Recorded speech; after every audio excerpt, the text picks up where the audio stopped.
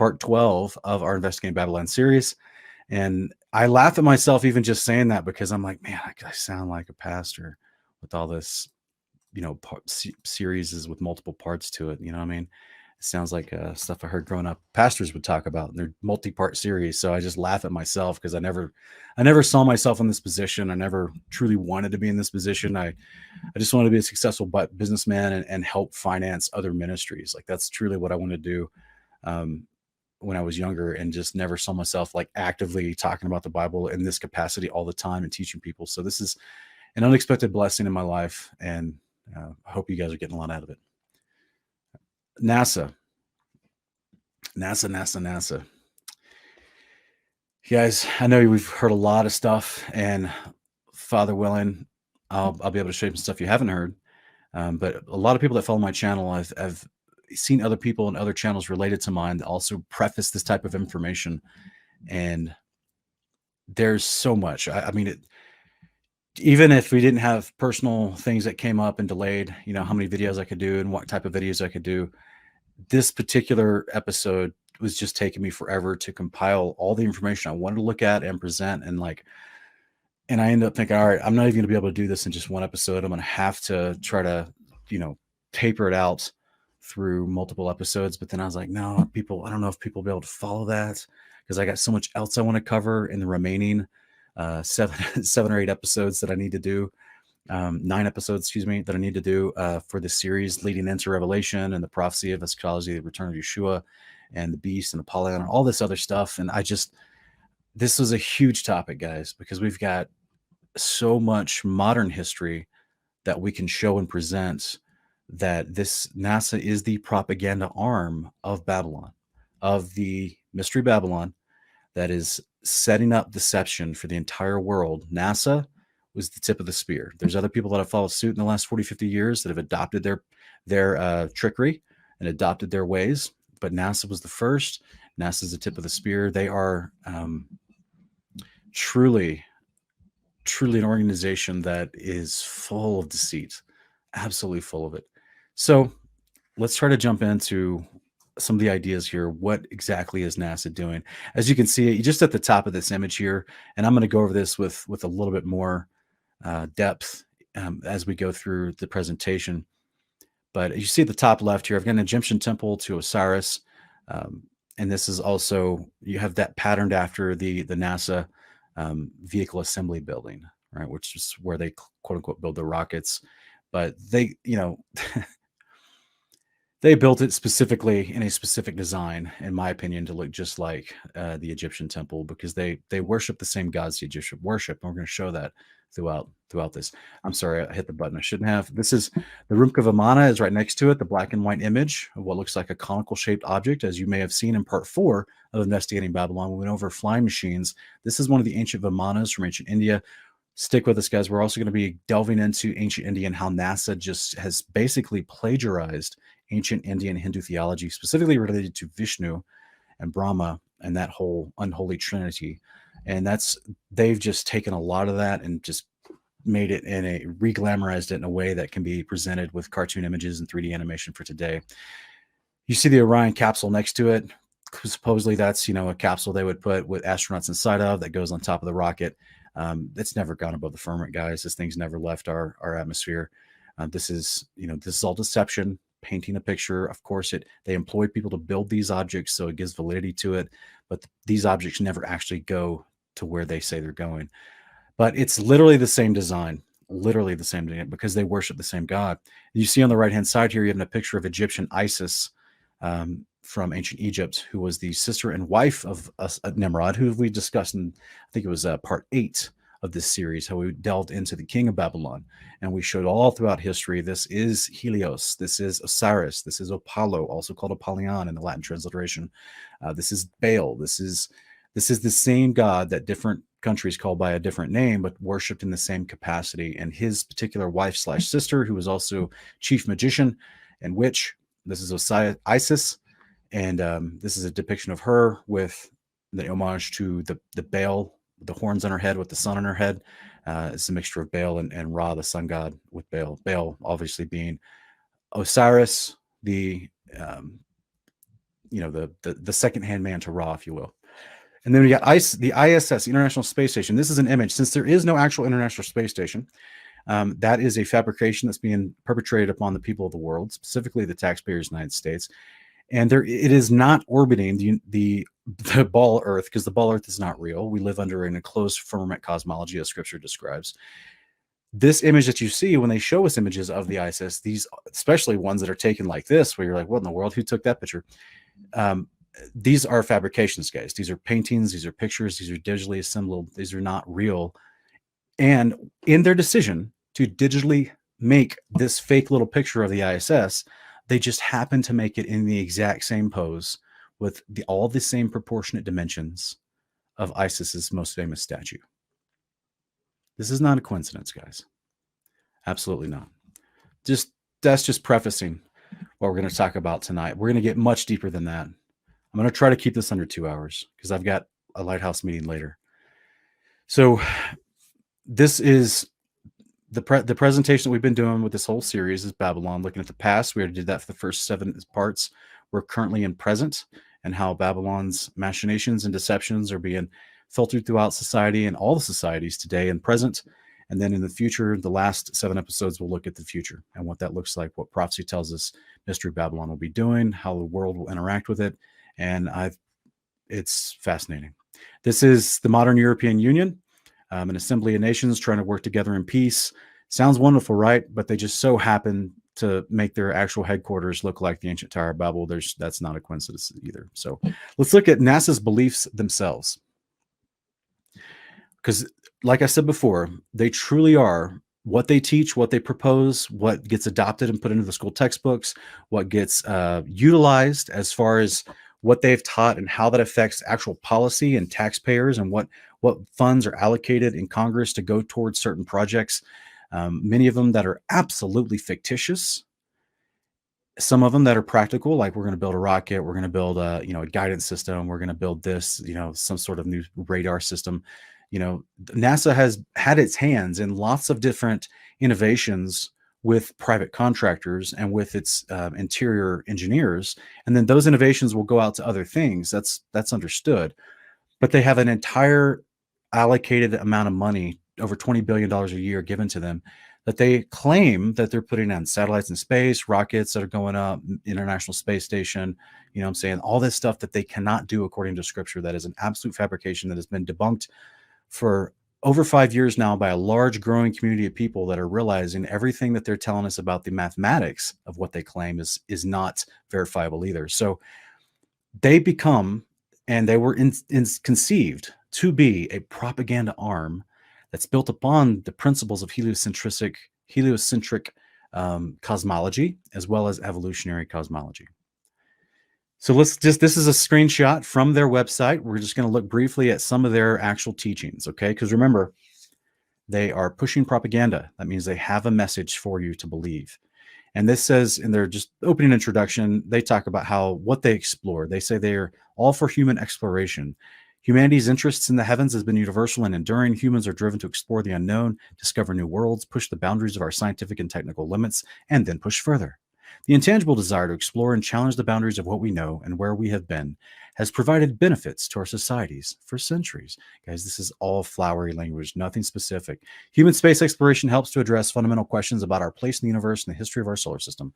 All this is built on the assumptions that there is a solar system and that the use of the word universe, how they're using it, actually has a proven definition, which it does not. This is all built upon assumptions, guys. Though addressing the challenges related to human space exploration, we expand technology, create new industries, and help foster a peaceful connection with other nations. Curiosity and exploration are vital to the human spirit, and accepting the challenge of going deeper into space will invite the citizens of the world today and the generations of tomorrow to, I should have this up to begin with. The generations of tomorrow to join NASA on this exciting journey. So they're just trying to, cheerlead you in. They're getting you excited. They go on to say they have a flexible path. And they say this is the beginning of the new era in space exploration in which NASA has been challenged to develop systems and capabilities required to explore beyond low Earth orbit. Well, I thought they already did that in the 1950s and 60s. What do you mean beyond low Earth orbit? They said they went to the moon 6 times. What's going on here? Including destinations such as translunar space, near-Earth asteroids and eventually Mars. It's pretty hilarious because they've actually, in 2012, openly admitted on camera they do not have the technology to go back to Mars. They somehow destroyed it, and it's too much of a pain to build it back. To go back to the moon. They don't have the technology, somehow destroyed it, somehow too hard to make again. Yet they're now planning to go to Mars, and they're receiving government funds to prepare for going to Mars. Guys, none of this makes sense. NASA, they go on to say NASA will use the International Space Station as a test bed and stepping stone for the challenging journey ahead. By building upon what we learned there, they will prepare astronauts for the challenges of long duration flight, the permanent expansion of human exploration beyond where we have been before.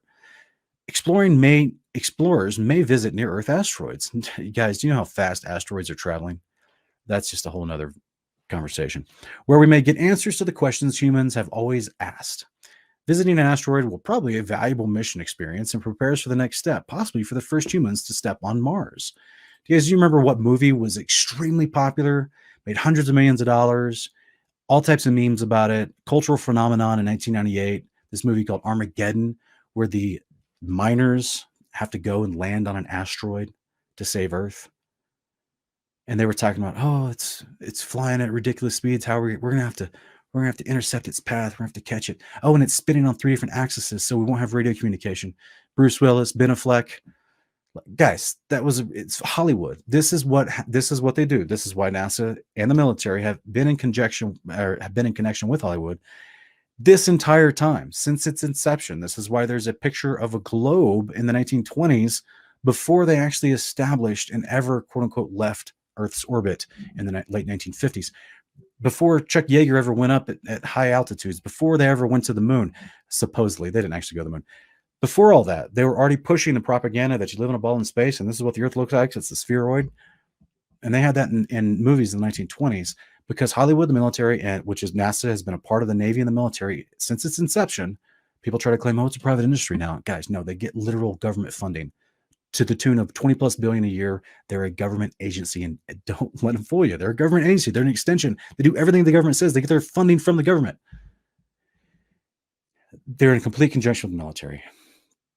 This is what was happening with this whole concept. So they say explorers may actually visit near-Earth asteroids where they may get answers to the questions humans have always asked. Really? I've never cared about anything to do with an asteroid, nor the particles that they suspect would be on this fictional asteroid that they could fictionally land on in a fictional vacuum of space. I don't have any questions about that. No, I have questions about how to provide for my family, how to love my neighbor, how to make sure that the Father's will be done on the earth so people can live in peace instead of all the division that this kind of nonsense creates. And I'm going to explain how it creates nonsense and division later. Visiting an asteroid will provide valuable mission experience and prepare us for the next steps, possibly for the first humans to step on Mars. So they're not even talking about trying to go back to the moon, guys.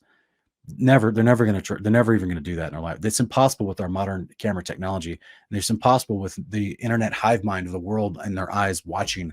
They would get picked apart in a nanosecond. That's why they could perpetrate that kind of fraud on the people that didn't have access to the internet or mass communication with each other across the world like we do today. Back in the 1950s and 60s, they could perpetrate that kind of fraud on people, but today they just really can't.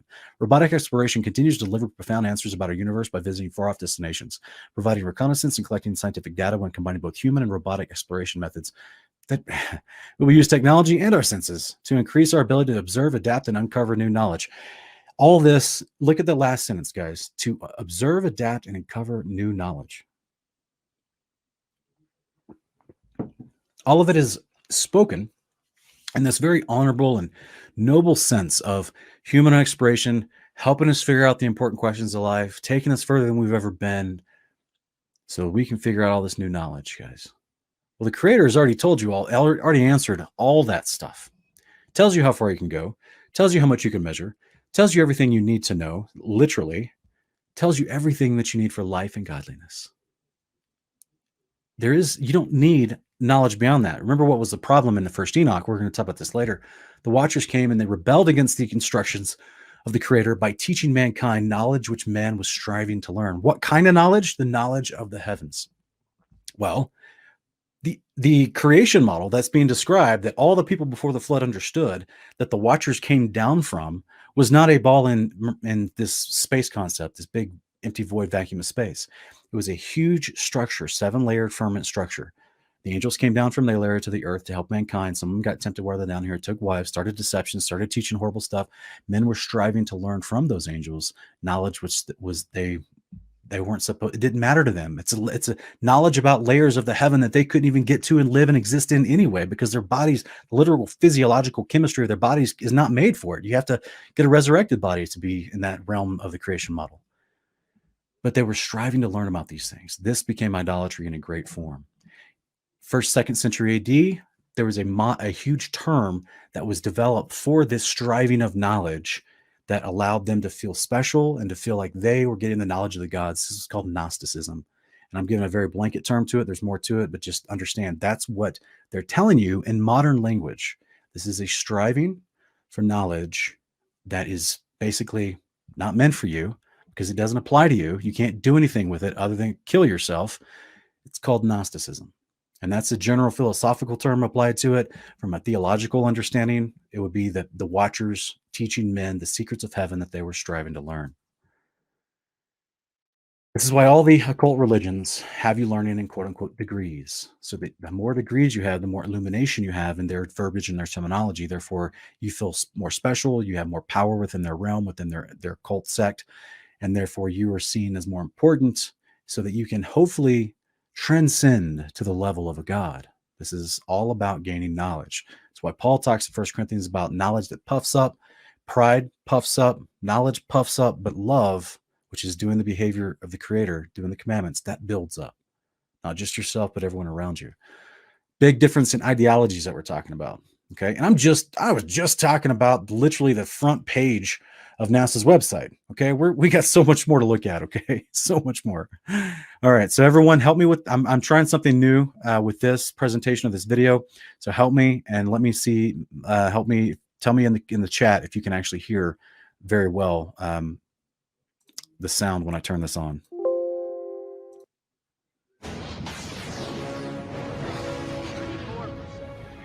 It took modern astrophysics to determine the origin of the chemical elements.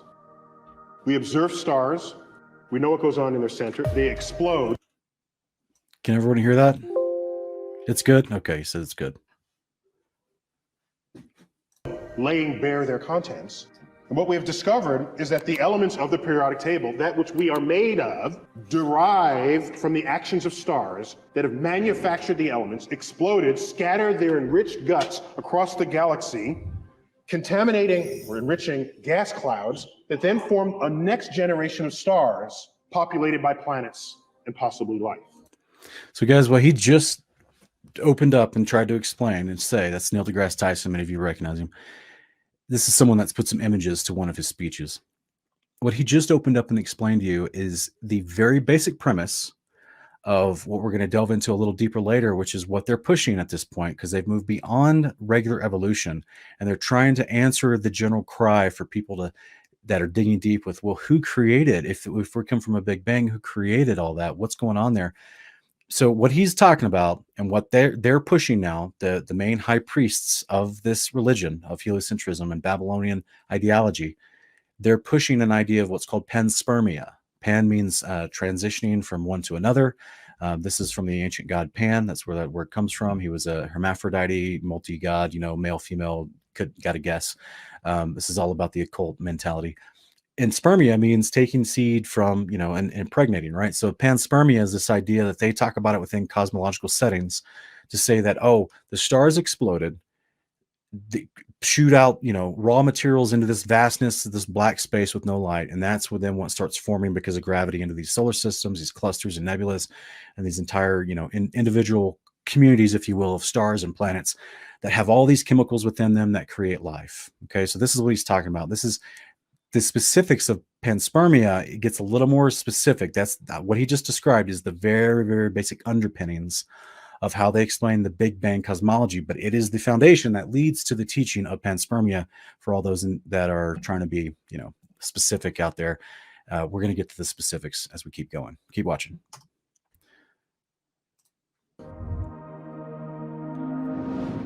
Are we alone in the universe? No one knows for sure, but our view of the universe has changed drastically in the past century. Current estimates suggest that there may be as many as 2 trillion galaxies in the observable universe. Yeah, and McKenzie, you're right. It's stardust. It's create something out of nothing. It isn't possible. We're going to talk about the Big Bang and to show you how that is a part of their religion, which is why there's no surprise. It was literally created by a sun-worshipping Catholic priest. So this is why it's a part of their religion. We're going to talk about the Big Bang here in about 2 seconds. Universe. The Milky Way alone contains 400 billion stars and at least that many planets. Because I want you to remember what you just saw, what they just explained, okay? They're trying to give you this impressive idea with all this 3D animation. They're trying to impress you with all this idea of its vastness, its grandness, how large it is. And then they explain that, oh, and it's all within this little Milky Way, or at least, the majority of it's within this Milky Way. They explain that the universe, the grandness of the overall galactic universe is much bigger than that. But this, our local neighborhood and everything, we're in what's called the Milky Way. There's a reason they're using these terms, and I'm going to show you here. So just, I'm setting up a lot of stuff. Just keep watching. Based on the latest data, there are at least 10 times more galaxies than previously thought, No, with there's about not. 100 million stars in an average galaxy. No, there's This not. means there could be as many as 200 quintillion stars in the observable universe. No, This there's not. has quite profound implications for life as we know it. No, it For doesn't. life to exist, the first requirement is a universe with suitable molecular building blocks. No, it doesn't. All right, that's enough for now. It's just like I'm saying, guys, this is the propaganda of heliocentrism leading into this idea of evolution. So they say all the basic materials for life exploded from the stars, and through a process of celestial evolution, it all came together within, planets. I mean, we've heard the stories for our whole life growing up, okay? And then that becomes the foundational building blocks, which is why they have the DNA symbols floating through these space ideas on the screen, is because they're trying to show you the connection that's where you originated, instead of what the scriptures tell us, is that we were created inside of a structure that is enclosed, that the Creator created us from the materials of the earth and breathed his spirit, his life force into us and gave us a living soul. And so this is what this wants you to believe, is that you are literally stardust. There's a famous Lawrence Krauss speech where he talks about, he's mocking Jesus, and he's like, you don't need to thank Jesus for your life. You need to thank the stars because they exploded and gave you life. I mean, yeah, many of us have heard that before. So this is the general premise, what they're teaching, this idea of celestial evolution leading into a heliocentric model where they teach that all these planets and stars revolve around a central star, which is what gives them life. In our quote unquote little galactic solar system community, they say we revolve around the star that we call the sun. The scripture does not call the sun a star, but it calls it a light and a luminary in the firmament to give light down upon the earth and nowhere else. It's very contradictory. Everything you're seeing is a different cosmology than Genesis 1. And I stress that because unfortunately there are Christians that even still watch my show that believe that we still live in this different cosmological view that you've been witnessing. They believe somehow Genesis 1 defines and describes that, and it completely doesn't. Unfortunately, that's what's called cognitive dissonance. You're really struggling with two different opposing beliefs. You don't know what to do. So usually you get flooded and you just your brain goes on tilt and you don't know how to act. And unfortunately, sometimes it causes people to act unbecoming. Everything that you've been seeing, they've been teaching you, this is their version of Genesis 1. This is their own religion. This is their first step. Just like Genesis 1 explains what the Creator made and where you came from and how it was made. That's what they just try to do. So this is their antithesis to Genesis 1, is everything that they were teaching you and forcing upon you in movies, TVs, and textbooks since you were a child. All right, guys. So that's it's really sad, unfortunate reality of that. So why is this a big deal? Because all throughout the scriptures, we have the Father telling us that the Watchers taught men how to worship the stars, taught them problems, taught them how to do idolatry. And that idolatry included worship of the sun, moon, and stars. And this is, for example, Deuteronomy 4:19. The Father's warning Israel after he already gave them his instructions on how to rightly live in this life and covenant with him. He says, this is what you don't want to do. He says, when you look to the heavens and you see the sun and moon and stars, all the hosts of the heaven, so all the things put in the firmament on day one, it says, do not be enticed to bow down and worship what the Lord your God has appointed to all the nations under heaven. Right? So these are things that have been given to mankind for lights upon the earth, for signs and for seasons, for feasts, to help you understand how to live a life in a beautiful cycle that creates peace in your life. But men perverted that because of the teachings of the Watchers, and they started actually worshiping them instead of the Creator who made them. This is all throughout Scripture, still happening today. NASA literally is the subtle propaganda of that very same thing. Like I just said, some of their lead proponents of their theology, well-known, what's his? I think he's like a biological biologist, Lawrence Krauss, who talks about we don't need to give homage to the Father and the Son for our creation. We need to give homage to the stars because they created you. You see what I'm saying? He literally will tell that to his children in his college class. He'll literally tell that to them to try to brainwash them. So this is the same repackaged, very sterilized. Okay, so the difference that what we're going to look at here throughout these slides is the difference of this philosophy being pushed by NASA, which is simply the philosophy of Baal and Babylon, of the occult, of the scriptures, and of ancient India, which was the same. And I'm going to show you how ancient India describes it, which you'll be like, oh my gosh, this is NASA literally just repackaged ancient India's teachings. Is because what they've done in the modern day is they've taken all that teaching that they used to have, that teaching in the Old Testament, coupled with overt, open human sacrifice and cannibalism. They've taken the human sacrifice and cannibalism and they've put that underground and made that seem like they don't happen anymore, and just took the teachings and made those front and center, but it's still powered upon the practices that they're doing in secret behind the scenes. So this is why it's the same religion. They just realized, all right, we need to take some of our practices, and they're going to hide some of their practices, but the teachings that leads people away from the Creator, they know that they can fool people on those easier, but some of the practices that a lot of people really struggle to stomach unless they have trauma-based indoctrination, the average person can't stomach some of the practices. That's why they had to have them done through fear, intimidation, and trauma. So since we're in a different society now that doesn't allow that to happen as much, it's coming in the future, but as it is today, the mass majority of people really can't stomach that because you're not intended to stomach it. It's horrific. It's demonic. It's horrible. It's literally against how you were created. They've hidden that underground, but they've taken these teachings and they've made them fancy. They put cartoons to them. They reword them in a very sterile way underneath this celestial cosmology that you can never go and verify in order for you to be drawn away from the actual description of what the Creator made and worship of the Creator. And therefore now you think, oh no, we just came from a big bang. We just came from this idea of celestial evolution. You know, this is, and they take God right out of the equation, right? So a lot of us have heard this kind of stuff. Let's keep looking at it. This is Ezekiel chapter 8. This was some of the apostasy in Israel before Nebuchadnezzar invaded. It says in Ezekiel 8:15-16, Son of man, he said to me, do you see this?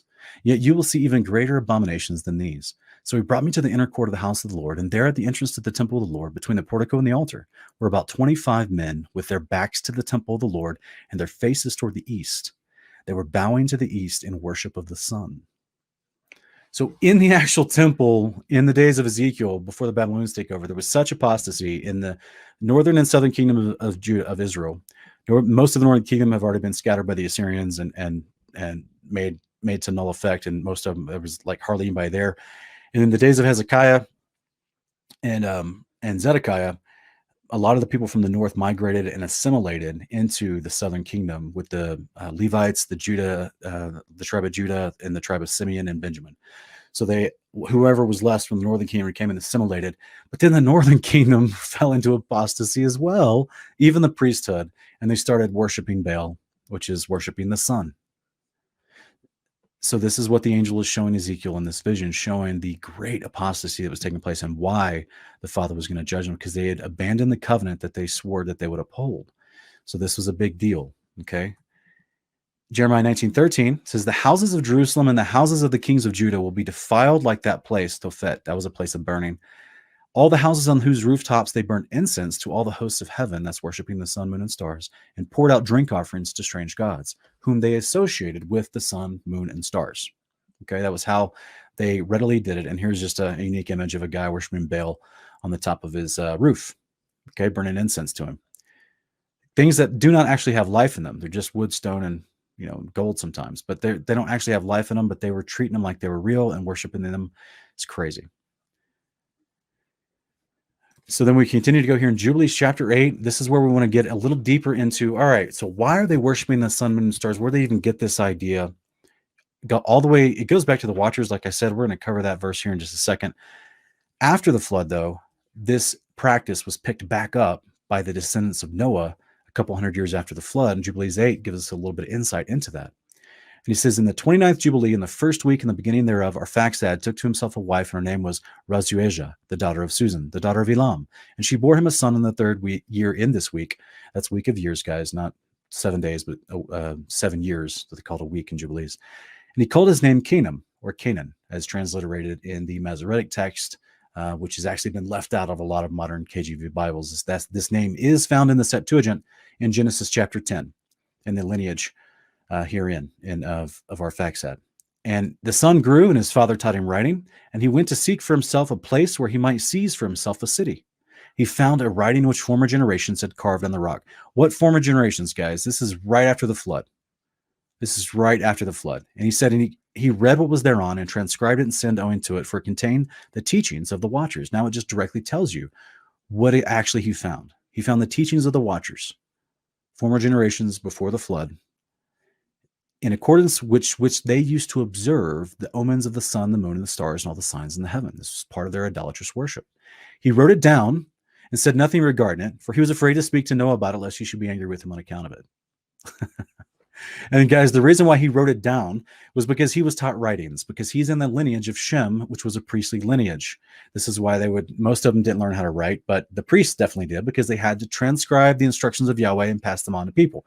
So this was always a part of the priesthood. Whenever you see anyone talking about in the Old Testament or in Jubilees about how he was taught writings, kind of like in Jubilees, I think it's Jubilees 20:22, I believe, where Abraham has Jacob teaches him writings, because he knows that Esau is not fit for the priesthood, but Jacob was, because they need to write down. Part of being a priest was transcribing, was copying the words of the Lord to pass them on to new generations.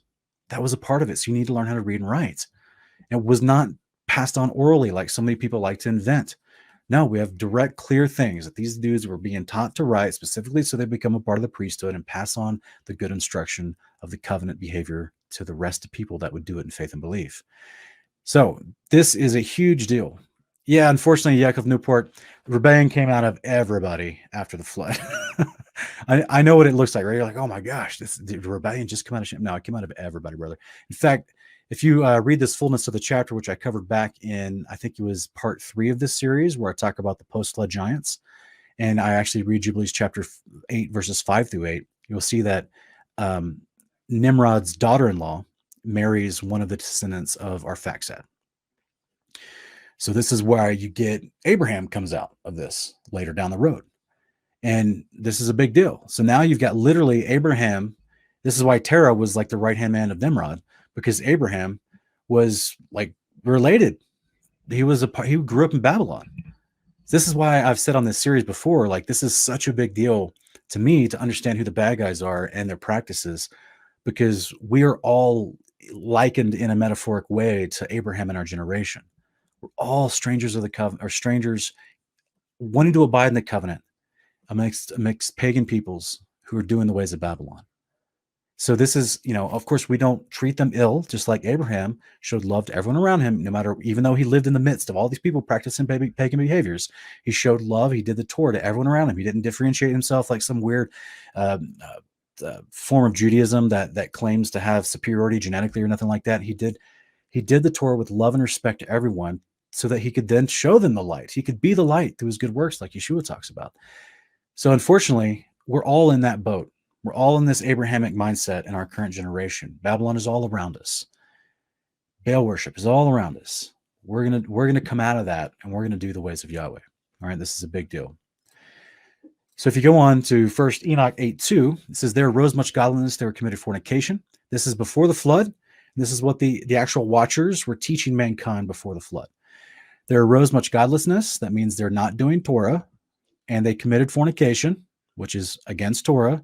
They were led astray. That's a reference that says you're not doing the wisdom of Torah. And they became corrupt in all their ways. That's another reference that you're not doing the behavior of God. You're not doing Torah. Semyaza taught enchantments. Okay, that's not good. That's mentioned in Deuteronomy 18. And root cuttings. Armoros taught the resolving of enchantments, more witchcraft. Barakiel, he taught astrology, more witchcraft. Kokobiel, he taught the constellations. What is this? Observing the omens of the sun, moon, and stars.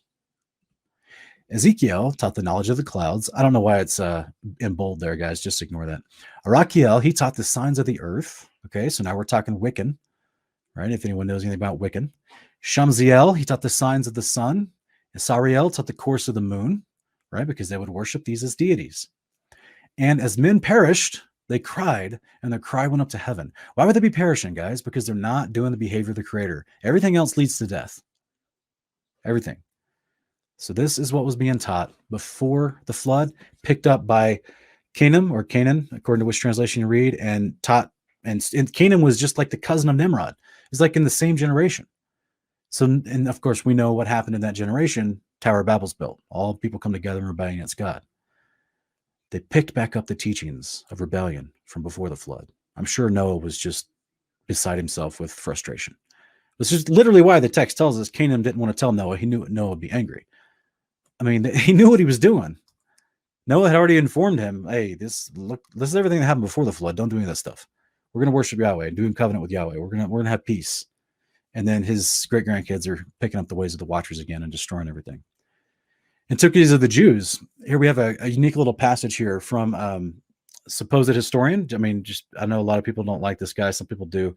Regardless, this is something from history, a text from history from a guy who claims to have from a Jewish mindset, who this was their understanding of these events. So it's something worth considering. Antiquities of the Jews 3:1, he says, now this posterity of Seth, he continued to esteem God as the Lord of the universe, to have an entire regard to virtue for 7 generations. So that's up to Enoch, right? But in the process of time, they were perverted and forsook the practices of their fathers and did neither pay those honors to God which were appointed to them, nor had any concern to do justice towards men. That's anti-Torah. Now they began to be rebellious. But for what degree of zeal they had formerly shown for virtue, that's Torah, they now showed by their actions a double degree of wickedness, whereby they made God to be their enemy. For many angels of God accompanied with women and beget sons that proved unjust. That's the Nephilim. And despisers of all that was good on account of the confidence they had in their own strength. Why? Because they were giants. It goes to your head. Big body, get a big head. For the tradition is that these men did what resembled the acts of those whom the Grecians call giants. But Noah was very uneasy at what they did, and being displeased at their conduct, he persuaded them to change their dispositions, their acts for the better. But seeing they did not yield to him, meaning he preached righteousness to them like Peter talks about, but they didn't receive it. He says they were slaves to their wicked pleasures. He was afraid they would kill him, together with his wife and children and those they had married. So he departed from out of that land.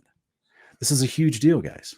So let's look just real quick. We're going to listen just a little more of this jokester as we talk about some of these ideas that is pushed by NASA, okay, and where these ideas come from.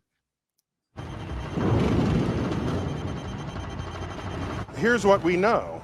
This is the entire universe in one slide. Quantum fluctuations,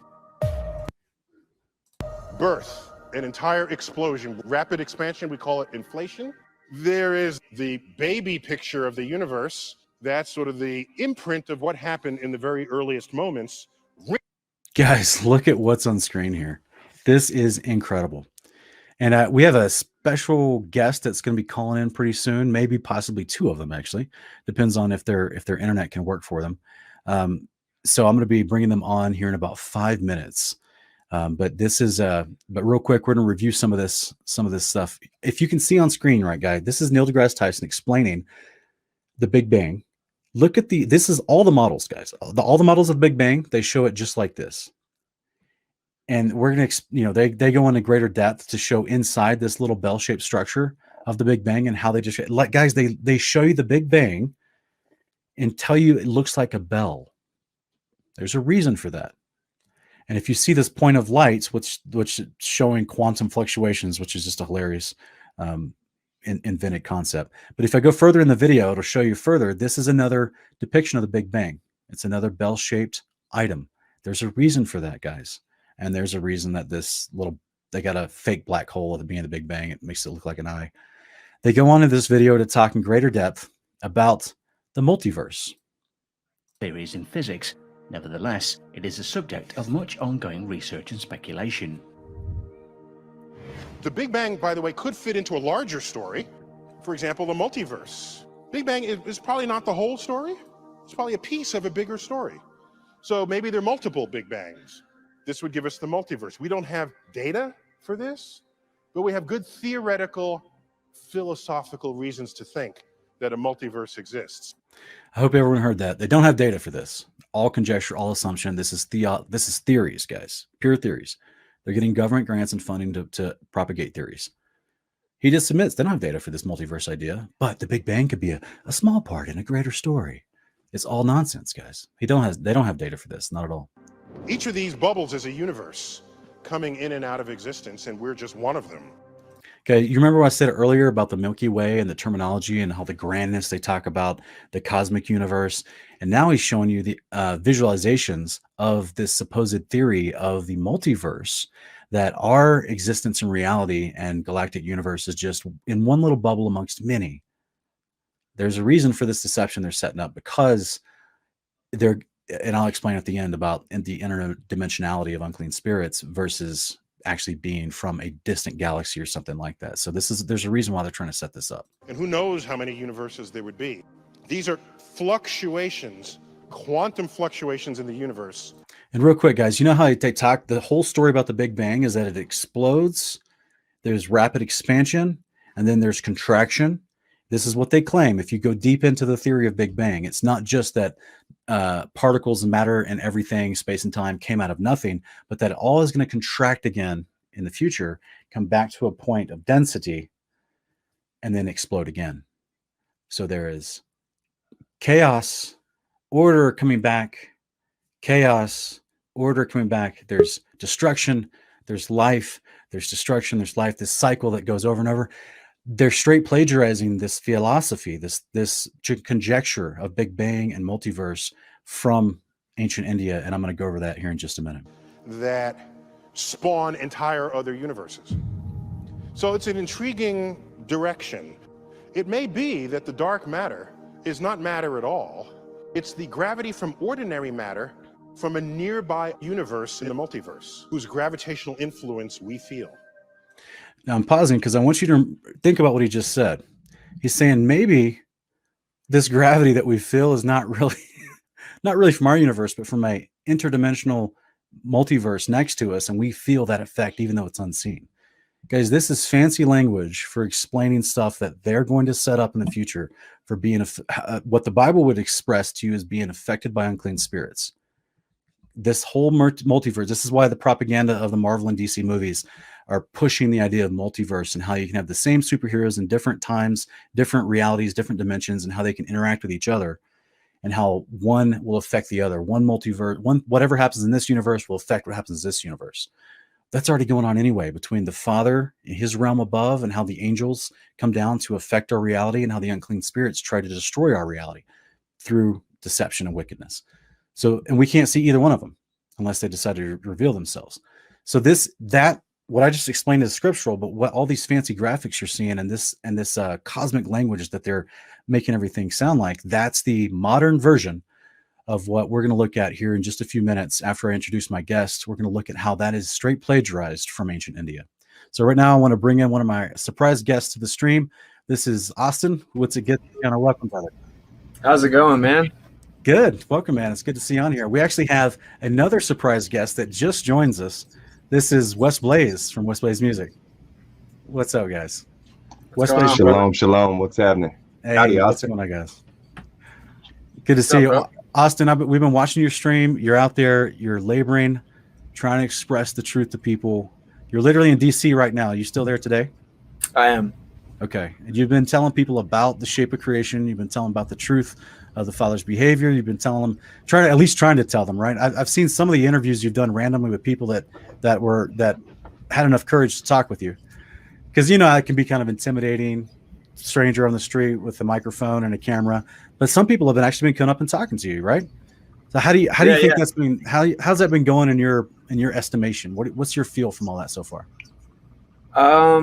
Honestly, it's hit or miss, you know, like a lot of people are effectively zombies at this point, bro. But a few people are kind of like thirsty for knowledge. It's refreshing in the sense that when you're on here, you run across a lot of zealotry for the other side, I would say. But in the real world, people are a little different. So it's hit or miss, but people are pretty receptive when they hear me out. So I think that people are kind of, you know, thirsty for knowledge. It's been refreshing to me, even in the heart of the beast.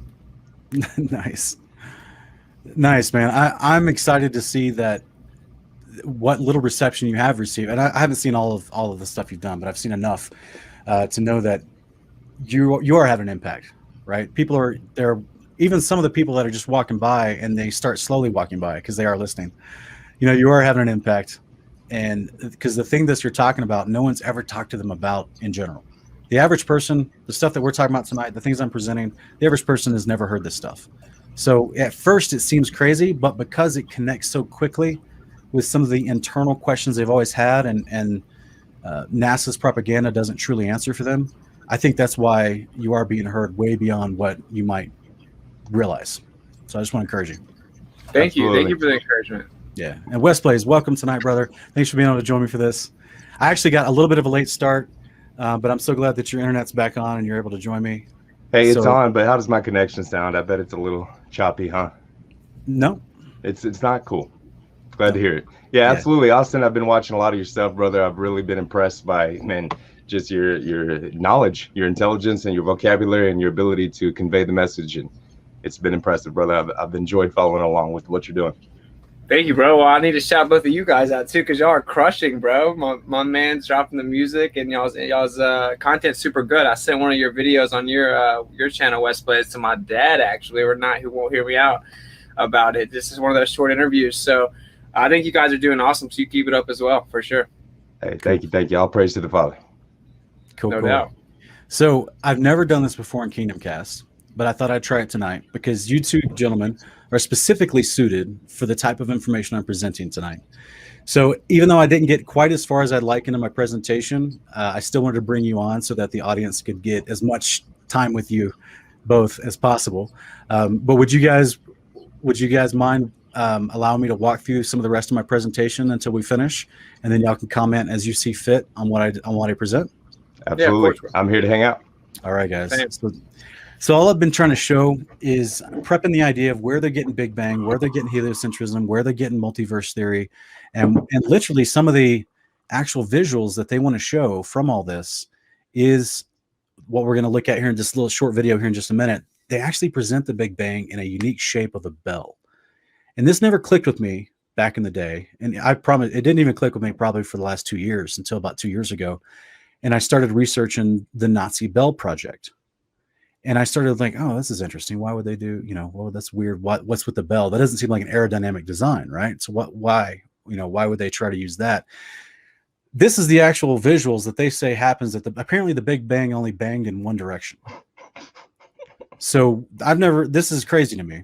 And this little, right after the point of bright white on the right-hand side, you see this little bluish green, looks like a little sea of static.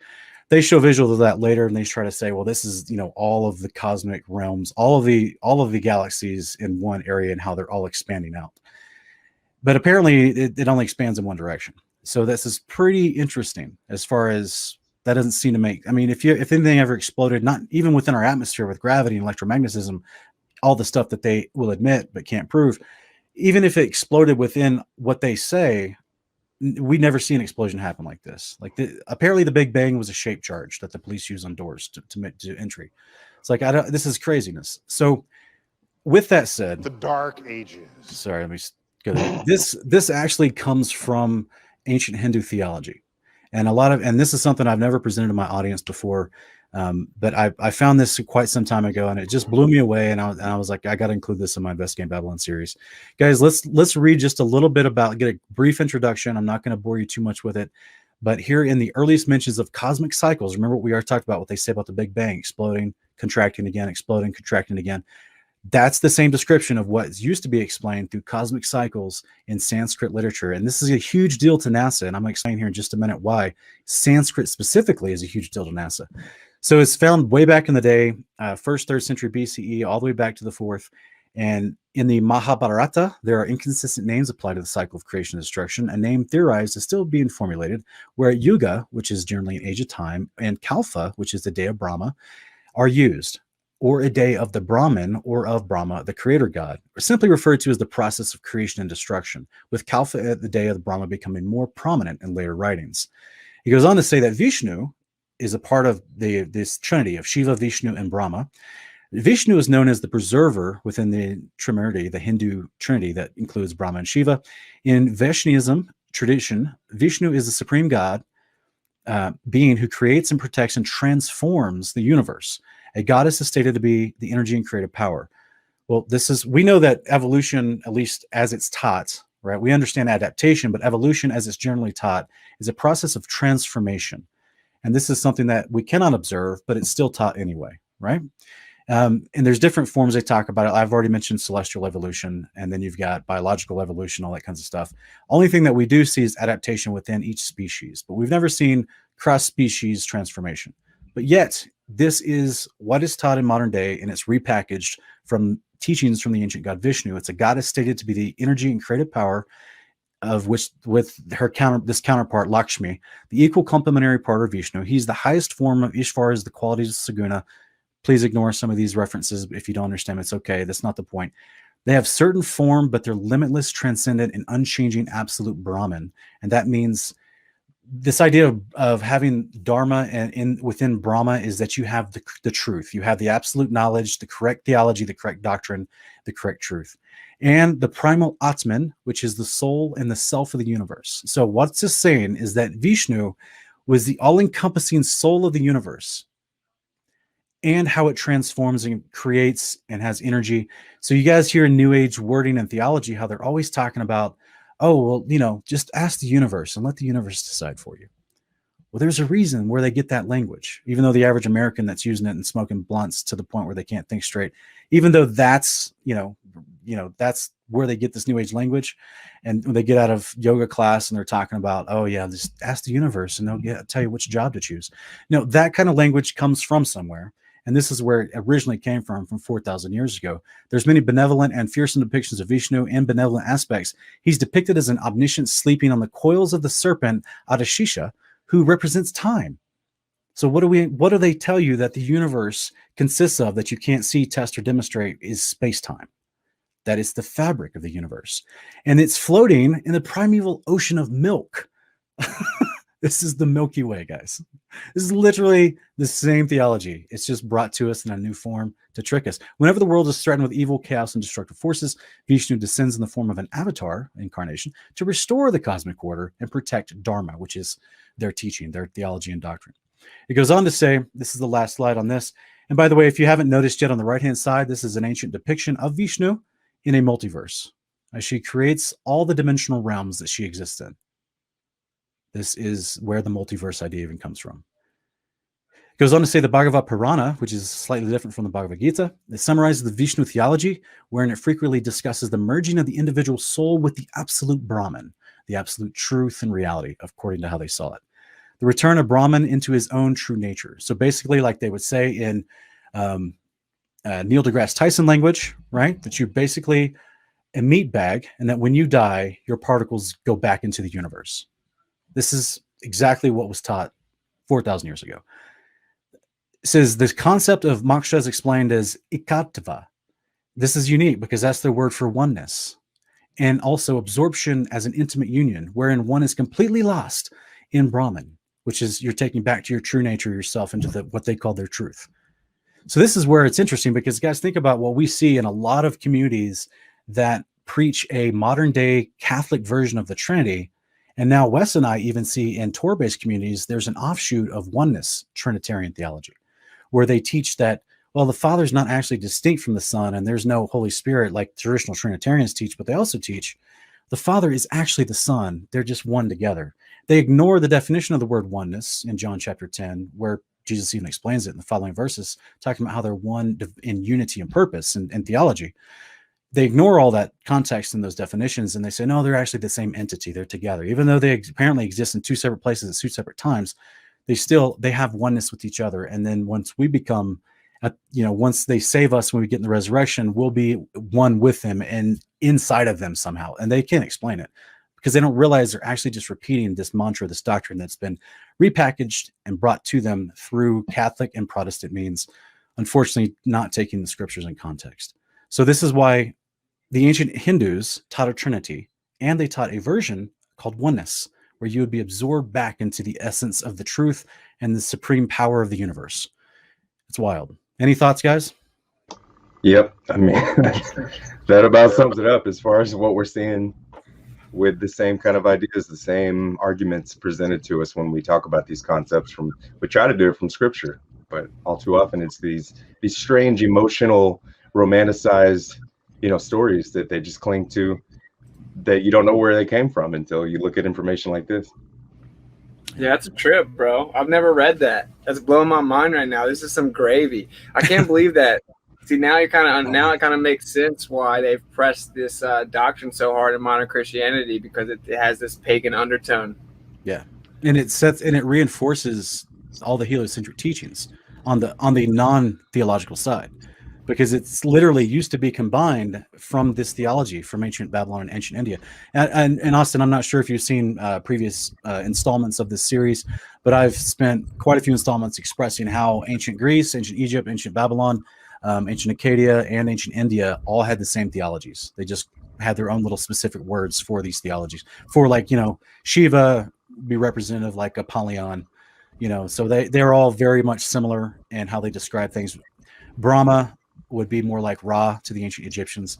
And so they all had the same destructive philosophies and pagan occult teachings and practices, where child human sacrifice, worshiping the stars in the sky, worshiping the demigods and Nephilim, that kind of stuff.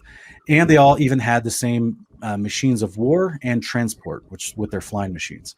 So I've kind of done a lot of series breakdown, all that stuff. And now I'm even trying to show this is where the word Catholic means universalism. To the average viewer who's not aware of that, this is where Catholicism even would bring in these ideas and push them into the early days of believers following Yeshua as Christians. And I know there's a lot of debate about that word. I'm really not trying to focus on that for now, but the point is, anyone that was trying to follow the way of Yeshua and actually do the commandments as were being taught in the 1st and 2nd century, they were immediately being infiltrated with Gnosticism from the Greeks and the philosophy therein. And then once that formalized, and I would like to say carterized, as a Catholic teaching, they then brought in this idea of the Trinity. And you see that in some of the writings of the quote unquote early church fathers around the 250 BC, 250 AD and further, where suddenly their writings started to change. They started mentioning this Trinity idea all the time. And then before you know it, those guys became inducted as bishops and archbishops and people like in the Catholic structure and hierarchy of authority, because they're teaching this ecumenical universalism from way back, and they started immediately pushing that into the faith of the believers because they were controlling as much as they could. I mean, they were killing Christians left and right, and they were trying to strip them of their actual texts where they were learning about the prophets and the writings of the New Testament and Paul's letters. They were trying to take them and steal them from people, feed them to lions, crucify them on the stake, burn them at random. They were killing them everywhere, and that only increased. And in the meantime, that's when Babylon comes in with the Catholic Church. And so anyway, that's kind of a different episode. I'm just trying to show this is the same theology that's been repackaged. So I'm going to go on and keep going just a little bit further so we have more time to chat at the end of this. This is what we're all shown since birth, right? That we're here in this part of our solar system in the Milky Way, which hopefully you understood what I just shown you about this Vishnu character from ancient India. All the terminology that describes where we are, that used to be part of the theological terminology of ancient Vishnu. You are not here, by the way. Okay, this is a fabrication. You're not here. This was that cosmic radiation that explodes in that bell-shaped image I showed you earlier that they describe the Big Bang with. And they try to say that this is all, this would be looking inside the bottom of the bell. We were looking from a side profile image earlier from their little cartoon depictions, and now this would be looking inside the bell. And you would see this as it explodes towards you, basically, if I could give some direction. But I think to me, all of it is symbolic, right? All of it is them repackaging theology in a visual manner so that you subconsciously are in alignment with the literal depictions that creates the visual representations. That's why this is truly just a visual representation of the eye that they always show. But what doesn't make sense is that not only, let me go back here real quick, not only is this just for the average viewer out there, in case you're new to this, in case it's the first time you've seen this, and you have seen this image all your life, and you've ever asked yourself, where is that bright spot in the middle? Why can't I see that? Because at some point, I'm going to see that, right? At some point in our rotation, I'm going to be facing away from the sun, and I should be seeing this, right? At some point in their little model. And if it is that bright, I'm obviously being tongue-in-cheek here, but if it is that bright, guys, this is ridiculous. Like this would overpower the sun. You would never see the sun. You would see a little ring and shadowy of the sun from this thing overshadowing it from the background. You would never, if it was truly that bright. And that's, of course, ignoring the actual law of the inversion square law of light and how it travels and all that kind of stuff. Austin is very familiar with stuff like that. This here is this whole concept that they're trying to show you with this Big Bang model. It ignores basic stuff that we can test and prove, which is this idea of how if anything was on the outskirts of a circle, let's just give them the benefit of the doubt for 2 seconds and say that image we saw the Milky Way and we're on one of the outer areas of it. Let's just say that that was true. Okay, that means everything on the interior of it would be circling around that Milky Way slower than what we are circling, because we'd be on the outer edge. That means in order to make the revolution, we have to go faster. But that's not how explosions work, because that means if we're on the outer edge, that means we exploded faster to that greater distance than those on the interior edge, which means we're traveling faster, both in a quote unquote elliptical circle in our spinning around the galaxy, as well as everything that we would see outside of us, out on the exterior of us in that big circle. That means that would be spinning. That means we should see stars that are spinning extremely faster than other stars, or therefore all this physics makes no sense. I mean, this is just some simple basic ways to apply what we can test and prove, just like with the merry-go-round, right? Things on the exterior of the merry-go-round are going faster than someone sitting at the very center of the merry-go-round. They're not spinning as fast. So all this is just this concept of inertia, centrifugal force, and how it works in the path of something spinning in a circle. Now, I'm not trying to go into a lot of math and bore a lot of people, because this is an overall presentation, but just to show you guys that even their basic model that they show you with these cartoon images, none of it can be validated with actual math. West Blaze, Austin, do you guys have any thoughts on this? They're just pseudoscience for you, man. I don't know. I think it's hilarious. I guess they do admit that those are like color enhancements, that they there's computer generated images that they use math to outline and they make it a cartoon, and then they admit that. So I don't even know why people would take it seriously at all from that perspective at all. But yeah, that is a very interesting point that you make, right? Because we'd be on the outside, we'd be going extremely fast relative to the center of that thing. And then our sky would look like an etch-a-sketch, certainly portions of it, because it would be part of our sky we're observing even further out from that central point. They would be going crazy fast. So I don't know how they even would try to answer that. I'm sure it's just, they'll just use the magic word relative and it all goes away. Yeah, that's where the relativity comes in. Even closer to imaginary home, they say that the Earth's orbit around the sun is elliptical, and that it would be speeding up in that short burst where it's going around the sun and then doing a long ellipsis. Like it has a long, oval trajectory, and it's slower on that end. And then when it gets to the narrow ellipsis, it starts to go faster, they say. Right. And so it's like, how? What propels it? What's actually propelling it to go faster at those times and slow down at other times? They would say, well, it's just the way an ellipse works. I'm like, yeah, but an ellipse. Gravity, they say. Right. They would say it's gravitational force. It slingshots you around the sun, right? That's what it's doing. Like bad sci-fi movies. So this, of course, without doing an actual breakdown of a show about physics and math, I am trying to mix in a little bit of ideas as I express the overall theology of what they teach. It's because that's important, because we don't, like people have said in the comments, we do not see the stars change. They never change. And we definitely don't see star trails showing what we just tried to explain, that there should be an extremely fast movement of the outer star trails. But instead, the star trails that we see move at the same speed. It's crazy. And they don't depict any progressive movement through space. No, they don't. Whatsoever. It's the same. So, and of course, they never changed actual position in the firmament either, because they're not going to. Look how beautiful that is, though. Yeah. Just an amazing place we live in. It's crazy that they undermined just like the beauty right in front of us with all this nonsense. Can you guys stomach a few more minutes of this guy? Yeah. Okay. He's my favorite guy ever, bro.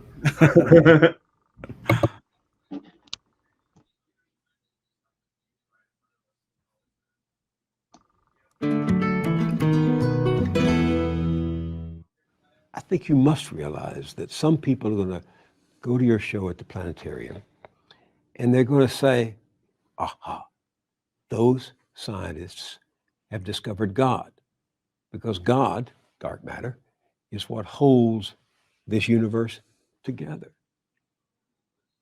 So is that a question? It's a statement. You know they're going to say that. So the history... Dude, the arrogance is off the chart here. Even though he just called him out and called them out for what they subtly teach, which is the idea that dark matter is a version of their God, because it does hold everything together. They can't account for 95% of what they call open vacuum of space, and they just think, oh, it's all connected through dark matter. It's crazy. It's crazy, guys. This guy is he's going to try to tap dance his way through this. It's only just a couple minutes of discovery, particularly cosmic discovery, but discovery in general, scientific discovery, is one where at any given moment there's a frontier. And there tends to be an urge for people, especially religious people, to assert that across that boundary into the unknown lies the handiwork of God. This shows up a lot. Newton even said it. He had his laws of gravity and motion, and he was explaining the moon and the planet. He was there. He doesn't mention God for any of that. And then he gets to the limits of what his equations can calculate. So can't quite figure this out. Maybe God steps in and makes it right every now and then. That's where he invoked God. And Ptolemy, he bet on the wrong horse, but he was a brilliant guy. He formulated the geocentric universe with Earth in the middle. This is where we got epicycles and all the machinations of the heavens. There was still a mystery to him. He looked up and uttered the following words: when I trace at my pleasure the windings to and fro of the heavenly bodies. These are the planets going through retrograde and back. The mysteries of the earth. When I trace at my pleasure the windings to and fro of the heavenly bodies, I no longer touch earth with my feet. I stand in the presence of Zeus himself and take my fill of ambrosia. What he did was he didn't invoke Zeus to account for the rock that he's standing on or the air he's breathing. It was this point of mystery, and in gets invoked God. This, over time, has been described by philosophers as the God of the gaps. If that's where you're going to put your God in this world, then God is an ever-receding pocket of scientific ignorance. If that's how you're going to invoke God. So guys, the reason I'm showing you this is because he is this whole thing, and that's why I showed you the clips before this as we introed into this presentation about the Big Bang, about cosmic evolution, about how this gravity stars, different galaxies are formed according to their model, according to their fictional, unprovable, unobservable model. All of that is a foundational premise to everything he's saying right now. For Newton, for Kepler, for all these guys that come up with these theories based upon that model to try to make sense of that model, both observationally and mathematically. He then steps in with what, a lot of people don't realize he's actually employing mockery right now, but he then steps in with a form of mockery to say the reason why you have to invoke God in these gaps of our model that you can't figure out is because, well, you can't figure out this model doesn't make sense. So therefore, we're now going to make fun of you for your religious belief, thinking that they already got you on the foundation to think that you believe this model is legit. And now when the model doesn't make sense and you say, well, God must explain the details, God must make it work where I can understand it. Now they're going to mock you for that and say, that's God of the gaps. That's just your superstition because of what you don't understand. But that superstition and your belief in God, coincidentally, your belief in God that you now are ascribing to that lack of information, that is going to dwindle as we provide more answers for that quote unquote lack of information in a model that they designed, that they continue fabricating answers when gaps in their theory start to arise. This is why, and Wes Blaze and Austin can attest to this and expound on this some more. This is why we continually see NASA make up new things. They continually make up new types of discoveries. Suddenly there's a satellite you never heard of that apparently has been out there for 30 years, and now it's seen something new that they've then theorized through trigonometric parallax, how it must have this much helium in it because it flickers a little bit of blue every now and then. And therefore, we've now figured the answer out to what we couldn't figure so far, or we didn't understand 5 or 10 years ago. And therefore now you don't need to question this. We already figured it out. It's all a, what's the word? It's all a snake charm. Okay. You got a basket with snake in it, and you got a dude that's good at playing the little flute. The goal is do you believe that this guy can get the snake out of the basket, and that's going to entertain you? And when he can't, you got to figure out, well, maybe he's not playing the right tune. So then he makes up a new tune to get the snake to come out. And finally he comes out and you think, oh, the whole process is validated. Yeah. I remember there for a while, it was just every so often they were announcing a new planetary system that they discovered with Earth-like planets. And there was new cartoons for that every so often. And then here also for a few years now, I've noticed every few months, there's another near miss asteroid being announced. Have y'all noticed this? I don't know if they just repeat the same stories, but they've said that so many times, bro. Yeah. Apparently in their astronomical model of asteroids, supposedly, and micrometeorites that are flying at hundreds of thousands of miles through this fictional model that they have the Earth in, and we keep missing them. I mean, we're winning the lottery like every day, all the time. We're winning the lottery all the time. But apparently the moon, according to their theory, has not won the lottery. He's been pelted. But somehow the moon was pelted on the side that faces us. Yeah. But yet all we win the lottery degrees. all the time. Yeah. Right. Yeah. I love that too. It's like, did the Earth and the moon have a war together? Did the Earth shoot at the moon? That's how it would have had to happen if those were actual craters. You know.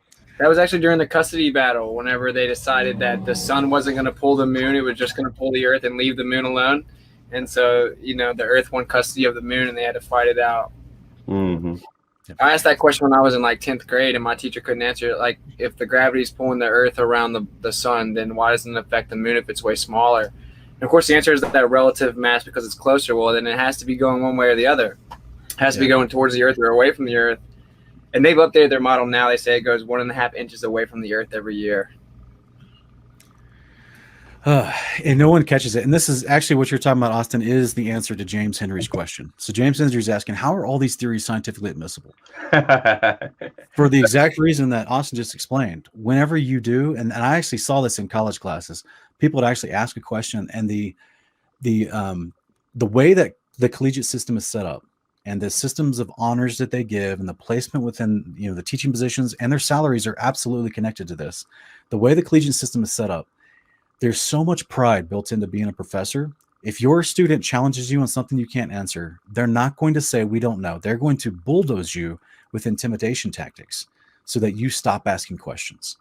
Because ultimately, they can only teach what they get approved to teach through their collegiate consensus through their board, because they're evaluated by the overall board of the college that they're a part of.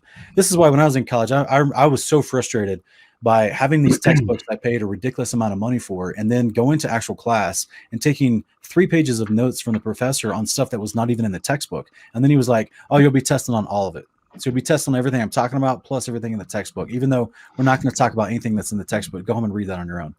And I was like, bro, why can't you just write down your thoughts, print it off, and then I can buy that? Like, why did I buy this book if all I'm being tested on is your ramblings? Right. And it's not coherent. It's literally preaching. And this is what a lot of people don't realize about collegiate professors. So this is why they can take a scientific, inadmissible concept that's just a theory. And this is the way academia and the peer review process happens, is if it goes through different levels of approval, then it makes it to a final peer review, or then suddenly, they have to literally agree with what you're saying to some degree. You have to have some sort of plausibility within their framework and their understanding to get something quote unquote published or peer reviewed. All of it is an intimidation process that is funneled in a pressure cooker to make sure that the right doctrine is being taught. And that's why there are preachers of these ideas, and everyone else is weeded out, because then you're going against what they believe is actual true knowledge, which takes us back to some of that language from ancient India, which is what they would call Brahma. If you go against the Brahma, if you go against what they taught, then suddenly you're outside of their theological and philosophical beliefs, and they can't accept you into their religion and their mindset. And that's everything that we've been reading about. Just like someone else asked about Zeus, and I just want to address this real quick because they heard Neil deGrasse Tyson made a quick reference to Zeus about someone quoting, it's Ptolemy. Yeah, Ptolemy quoting Zeus and the ambrosia concept. They did that often, and in that particular example, they're not invoking Zeus as a creator, even though many of the demigods and gods were spoken of as creators. They were just, this is just how he glorifies those demigods within his rhetoric that he does. Neil deGrasse Tyson does this all the time. This is, this is also why he wears a jacket that has a bunch of suns on it. And by the way, we're going to go into the actual suns he wears in his jacket. We're going to go into those suns and where they come from right now, but I'm just trying to get through some of this here with this bell idea. Okay. This is what he just explained to us, this idea of the Big Bang, the bell. Look at the bottom of the Big Bang. That's actually going to matter here in just a minute. We already talked about the shape that makes no sense with anything about what they claim this Big Bang produces and continues to produce from its supposedly 13.8 billion year ago inception. This is the Big Bang Theory, guys. All of it they show you is a bell. All of it. Anyone ever notice this? Weird, huh? It's truly weird. So apparently we live in a cone-shaped existence. I think Austin said it correctly. It's clown world. We literally got the dunce. We're living in a dunce cap. Yeah. It's definitely clown world, bro. This is the way that I see it, though. It's so bad right now. Like, it's so far off, like, by 95%. 95% is dark energy and dark matter and all this nonsense. I'm just trying to figure out where they go from here, man, because when you point out that they had all this technology, and they were all pretty much similar across the world, they had the same type of beliefs, just with a little bit of different variants. Do they kind of roll the same like creation story out, and they've prepped us subconsciously for it, but did they invoke actual deities to replace some of the question marks? So I don't know. I'm trying to figure it out. Like, where do they go from here? You know what I'm saying? I think that clowns like Neil deGrasse Tyson might get thrown under the bus, but it's just very interesting. I don't know. I could be wrong. I suppose this could be it. This could be the new religious deception, I guess, and people don't realize it's a religion, but just weird to me. I personally think that's why they're prepping us with the multiverse theory, is because they are going to I've heard you mention this theory, which I completely could see how they could do this. And the theory that they're going to actually assume the biblical cosmological model and actually come out and say, well, this is actually where we live. I know we told you this to protect you, but now that the aliens have arrived, we can't actually hide it anymore. But because they're interdimensional, we're in one form of existence inside this enclosed area. They're from another one, and they have this higher technology, and they're going to deceive you and all this stuff. So they could absolutely assume the FE model and bring it in, and because they can easily prove it, like so many people have been doing. But if they don't, they still have all this to work with, to where they just say, well, these are people, these are our progenitors. This is where we're going to talk about directed panspermia here in just a few minutes.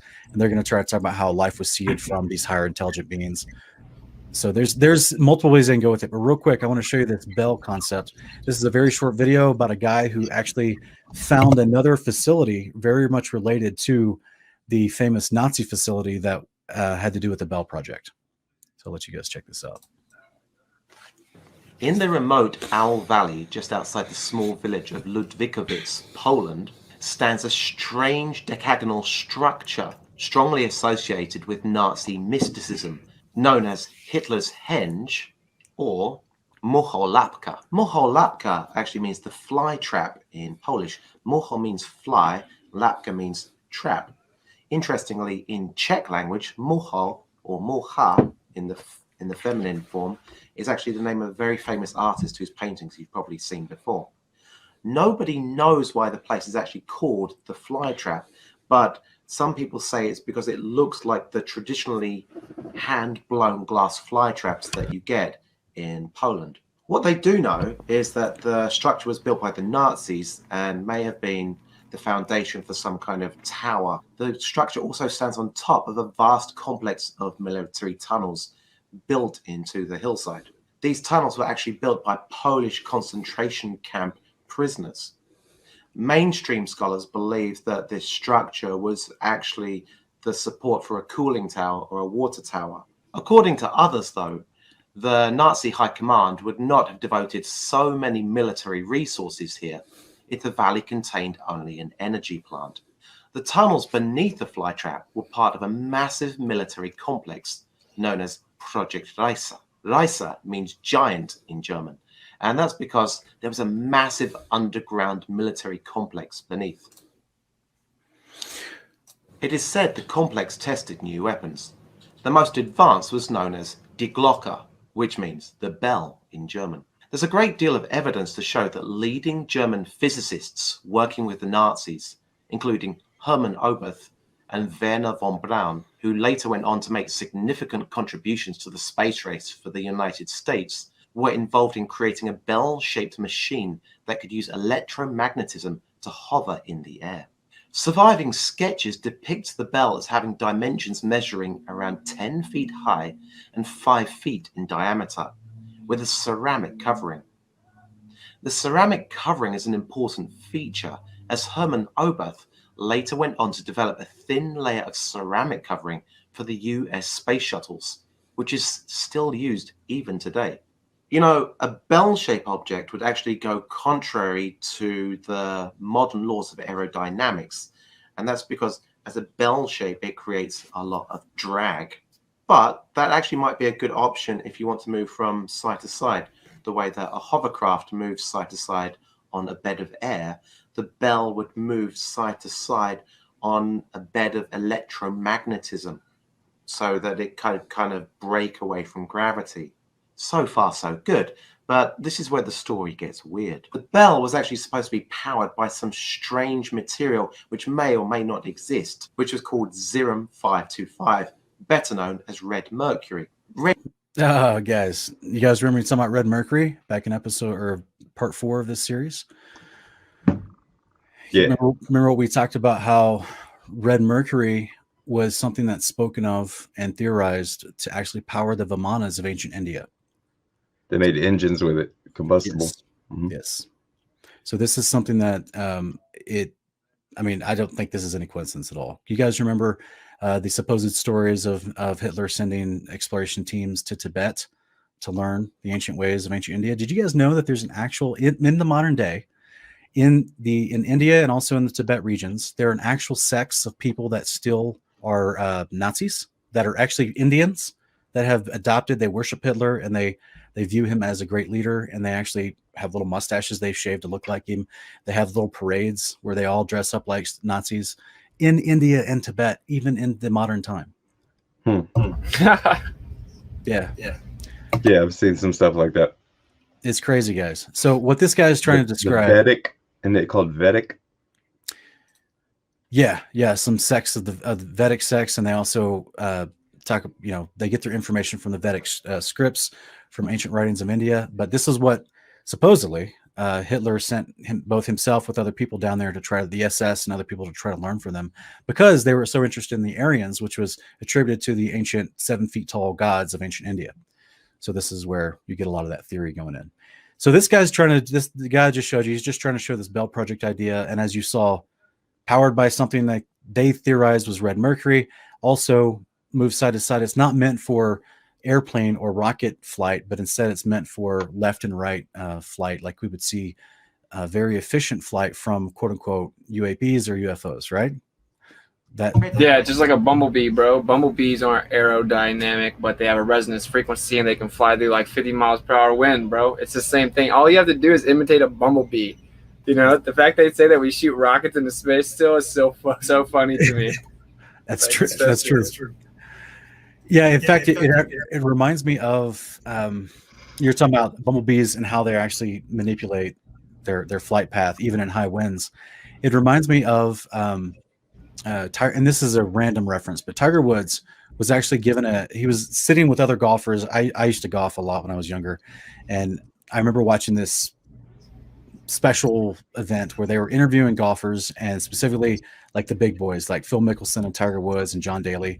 And they were talking about how they were wonderful with driving the ball really far down the range, and they could place the ball specifically in the grass clippings 390 yards down. So if you've ever played golf, that's really difficult to do. Specifically, if you can literally choose, all right, I see that those little stripes where the lawnmower guy cut the grass. I'm going to pick the third stripe on the left, and I'm going to land the ball there. So this is how good they were. And Tiger was telling some of the other guys were like, yeah, sometimes wind is a huge barrier to what we do. We have to adjust, maybe grab a different club, hit it at a lower angle of trajectory. And Tiger goes, the wind doesn't matter if you know how to hit the ball. Just making all these dudes look silly, right? And he's correct. Like, I mean, if you can spin the ball the proper way, the wind doesn't matter. You'll cut through the wind. So just like the example of the bees, this is what is the premise of some of these crafts that these ancient rulers of these ancient societies exhibited with their flying machines. As we already talked about before, we got the Rakma Vimana, widely talked about in the Bhagavad Gita and other ancient Sanskrit writings from ancient India. Guys, this is the exact same design as what we get from NASA. Remember what that guy from the Bell Project just told us about, specifically the outer ceramic shell that is still being used in these vessels that NASA is making. Now, I don't think that these vessels that that we see on the right-hand side, I don't think they're mimicking the Vimana in flight. I think that they're just a showpiece, an exhibition piece that's used for the indoctrination and the propaganda. But literally, they're paying homage to it. Why? Why are they doing that? Because they worship the same God. And here is something very interesting from a researcher, or one of the NASA employees from the 1980s. He wrote a paper. His name was Rick Briggs. Have you guys ever heard of this guy? Kind of rings a bell, but couldn't tell you anything about him. That's a great pun. So in Sanskrit, this is what this guy says. This was from, I think, 1987. He says that Sanskrit is an ancient language from India. It's an ancient Hindu language, and Sanskrit played an important he says it played an important role in many intellectual communities. Structure of the Sanskrit makes it suitable for artificial intelligence. This story began in 1985 when NASA scientists published a research paper titled Vedic Science, Knowledge Representation in Sanskrit and Artificial Intelligence. Rick Briggs was the scientist who published this research paper. In the paper, Rick mentioned how Sanskrit is the best natural language for the development of artificial intelligence-based software. He represented his ideas and derived the outcome in an artificial intelligence development, and how natural language can be converted into a logical programming language. The paper was detailed, and NASA had invested a lot of money to find the best natural language for artificial intelligence. So guys, why is NASA trying to figure out artificial intelligence? What has anyone ever heard that that's part of what the money that they're getting, that's part of their research is AI projects? Dude, this is the first thing I've ever heard of this. And they're talking about this back in 1985. Really? I remember looking into Geordie Rose and the D-Wave technology. Y'all remember seeing that? Barely, yeah. Yeah, so he himself said that it's another entity that speaks through the artificial intelligence in the quantum computing devices that they were creating.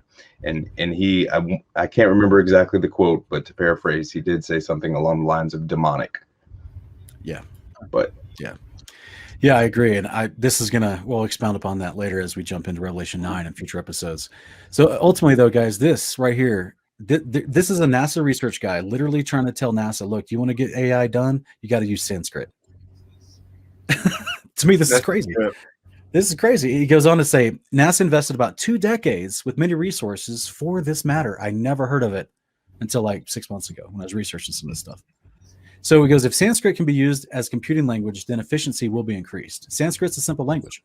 Panini, the Sanskrit scholar, worked his entire life on Sanskrit, and Rick saw his work, which led him to realize that the structure of Sanskrit is best for artificial intelligence development. Sanskrit grammar is context-free grammar. Now, guys, as you can imagine, this kind of got my attention because I have a channel called Kingdom of Context. I'm always trying to get people to look at the context, and because sometimes it'll affect on how the word is used and how, if the word has a homophonic meaning, right? So they're just basically saying, look, you don't have to worry about any of this stuff with Sanskrit, and that's why it's perfect for making AI and code with AI. It goes on to say the regular structure of Sanskrit can be easily translated into assembly language or easily run transformations like refactoring or AST level optimization. This connection is backed by many claims and an enormous amount of research. Although there's no official announcement by NASA, NASA is still working on NASA Explores Artificial Intelligence for Space Communications. It's one of their less publicized projects that they're actively working on. So, and they have it, and let's put at the bottom, they have an entire department dedicated to Sanskrit. Okay, so by the way, Sanskrit, for all the people out there that may be trying to catch up to what we're talking about, Sanskrit is the actual language of the Bhagavad Gita, which is like ancient India's version of the Bible. And that's what we were just reading about Vishnu, Brahma, and Shiva earlier. All that kind of stuff relates back to the Bhagavad Gita, the Bhagavad Purana, all their religious teachings and their thoughts. NASA is not just plagiarizing their cosmology and how their gods describe their multiverse cosmology, but now they're going to actually plagiarize the language that theology was written in to create artificial intelligence here in the West. Context-free language. Yeah. What does that even mean? Boy, that's we deal with that. We deal with the bad side of that all the time, where people ignore the context and they want to use language without thinking about the context. So that could definitely, it's a hilarious statement in my experience. But this is a trip, bro. You know, I was at the Georgia Guidestones, and it says unite this the world in a single living language, like a new single living language. Sanskrit's one of the top ones on the capstone, like a top capstone. So this is pretty wild. This is some gravy right here, bro. They might try to roll this out. I don't know. Maybe that's integrate it into some type of communication. You know? Yeah, that's what I was saying. This particular episode took me a lot to put together because I had to limit. There's so much to talk about. I didn't have a big enough ladle. So now we've going on to the same dude. Okay, Rick Briggs, this researcher that wrote about Sanskrit and AI in NASA in 1985. He says that he's also at the National Aeronautics Space Administration, made waves of publishing his paper about it, Knowledge, Representation in Sanskrit and Artificial Intelligence. In his paper, Rick stated that the grammar of ancient Indian language Sanskrit, its structure and its rule base, as it was, had significant lessons for this business of natural language understandings. Briggs suggested the study of the way the ancient Indian grammarians worked, and it might help AI researchers finally solve the natural language understanding. An excerpt from the paper reads, "There's at least one language, Sanskrit, which for the duration of almost 1,000 years was a living spoken language with a considerable literature of its own. Besides works of literary value, there was a long philosophical and grammatical tradition that has continued to exist with undiminished vigor until the present century. Among the accomplishments of grammarians can be reckoned a method for paraphrasing Sanskrit in a manner that's identical not only in essence, but in the form with current work in artificial intelligence. This article demonstrates that a natural language can serve as an artificial language also, and that much work in AI has been reinventing a wheel millennial old." Worded weird at the bottom there, but he's basically saying, guys, this is what they're doing, and they're 2 decades. NASA's been working on this. They have an entire department dedicated to this. This Ames Research Center on the right hand side, where you're seeing the pictures of the hangar and the big blimp, this is where Rick Briggs worked for, I think, 22 years. This is one of the ancient Vimanas from the Bhagavad Gita. It's just blimps, guys. They had blimps back in those days, as well as these bell types. We already looked at Vimanas that are shaped like bells. We looked at the modern day experimentation from the Nazis with a bell-shaped craft powered by red mercury is exactly what the Bhagavad Gita also talked about. Went over that in previous episodes. But this specifically, back when NASA was more associated with the U.S. Navy, this was an old NASA program from the 1950s where they had blimps going up. Nowadays, they have these weather balloon style things, but they don't really have the blimps in the same capacity they did back in this original days of creating these same types of. What I'm saying is, guys, they're literally stealing from the past to deceive us again in the future. There's nothing new under the sun. So here's go ahead, Austin. Oh, yeah, I was gonna say, this is crazy, man. You're ladling gravy for real right now, because I definitely think this is what they're doing. Like, they lied about the ancient civilizations; they're just basically replicating them, and this is wild to think about, because they have been using NASA to actually, make steps in this sense of like a progression and travel, but not what they've been saying, right? And then maybe there is an actual like religion to it, bro. There's a religious undertone to it, dude. It's just hiding in plain sight. Yeah, actually, I agree with everything you said, and also one of the viewers, Miss Marcia, she's saying that she claims to know that there's a glass plate in CERN that has Sanskrit on it. Whoa. Well, we already know they got Shiva outside in their courtyard. I mean, so they're paying homage to whatever's going on. Of course, Shiva, part of that unholy trinity, was the world destroyer. Right. So we already know that they're paying homage. It's the same religion, the same occult religion. So this is the actual. I know that a lot of people reference the idea of ancient Hebrew talking about Nasa and Nasha in the Hebrew. It depends on how you put the actual S in the Hebrew language, as far as if you're going to use it for an S sound or an SH sound. So a lot of people will talk about Nasa in ancient Hebrew, speaking about something that can lift up, like the Nasa or Nasha, to deceive. But in ancient Sanskrit, Nasa means destruction. It also means nose. It also means destroyed. And all these references out to the side are the religious texts where these words are used. It also means annihilation. It also means vanquishing. It also means the nostrils, completely finished, exhausted, dissipated, spoiled, lost, deviation. Whose nose? Of the nostrils, nostrils. So guys, That's crazy, bro. This is getting wild. So in Sanskrit in ancient India, they have a word called Nasa. NASA in the modern times has adopted the theology and the machinery of ancient India, and they call themselves destruction. They call themselves NASA. This is there's nothing new under the sun. This is all being repackaged. This is all the tentacles of Mystery Babylon as it's collectively used throughout multiple societies. But these tentacles are shared. The theology, the machinations of how they implore the deceptions are shared by multiple countries. And like I said at the beginning of the broadcast, NASA is kind of like the tip of the spear in what they're doing, because now a lot of other countries, the European Union, Japan, China, Israel, they've adopted their own space programs, they adopt their own deception. They're fleecing their own people of tax dollars. It just, and a lot of it started with NASA. So let's look at the evil priesthood. This is the origins of NASA. So we have here, as mentioned in that Bell project, who was a part of that research team was this guy named Werner von Braun. A lot of people already know that Werner von Braun was a part of Operation Paperclip, who came over with Nazi scientists after World War II, and he became one of the lead founders of NASA. He also worked on the V1 and V2 rockets in Germany before the war was over, and those rockets become a huge underpinning of all the rocketry programs that NASA employs. So this was what he did in 1932 to 1941. As you can see here, part of Operation Paperclip, some of these huge scientists that were all SS Nazis brought over with the group of scientists that we got. Russia got the rest of them, and they're brought over. Werner von Braun himself became a part of the space program. So here's his actual official passport thing that they had back in the day for him. This is some of the propaganda pictures making him out to be the man of rockets and space. This is him being portrayed as an honorable figure that's helping us progress society. Displays back. This is they're glorifying this guy back in the 50s and 60s because they're building up his story about he's the guy. But guys, there's actual pictures of this dude literally chilling with Nazis. And with the guy who is at the bottom in the center, which I'm not going to say his name because we'll get this demonetized and it won't be in circulation. So you can see the guy with the mustache in the center with the Nazis, as Brad Pitt from Inglourious Basterds would say. And we got Werner von Braun's right there. He's in the crowd.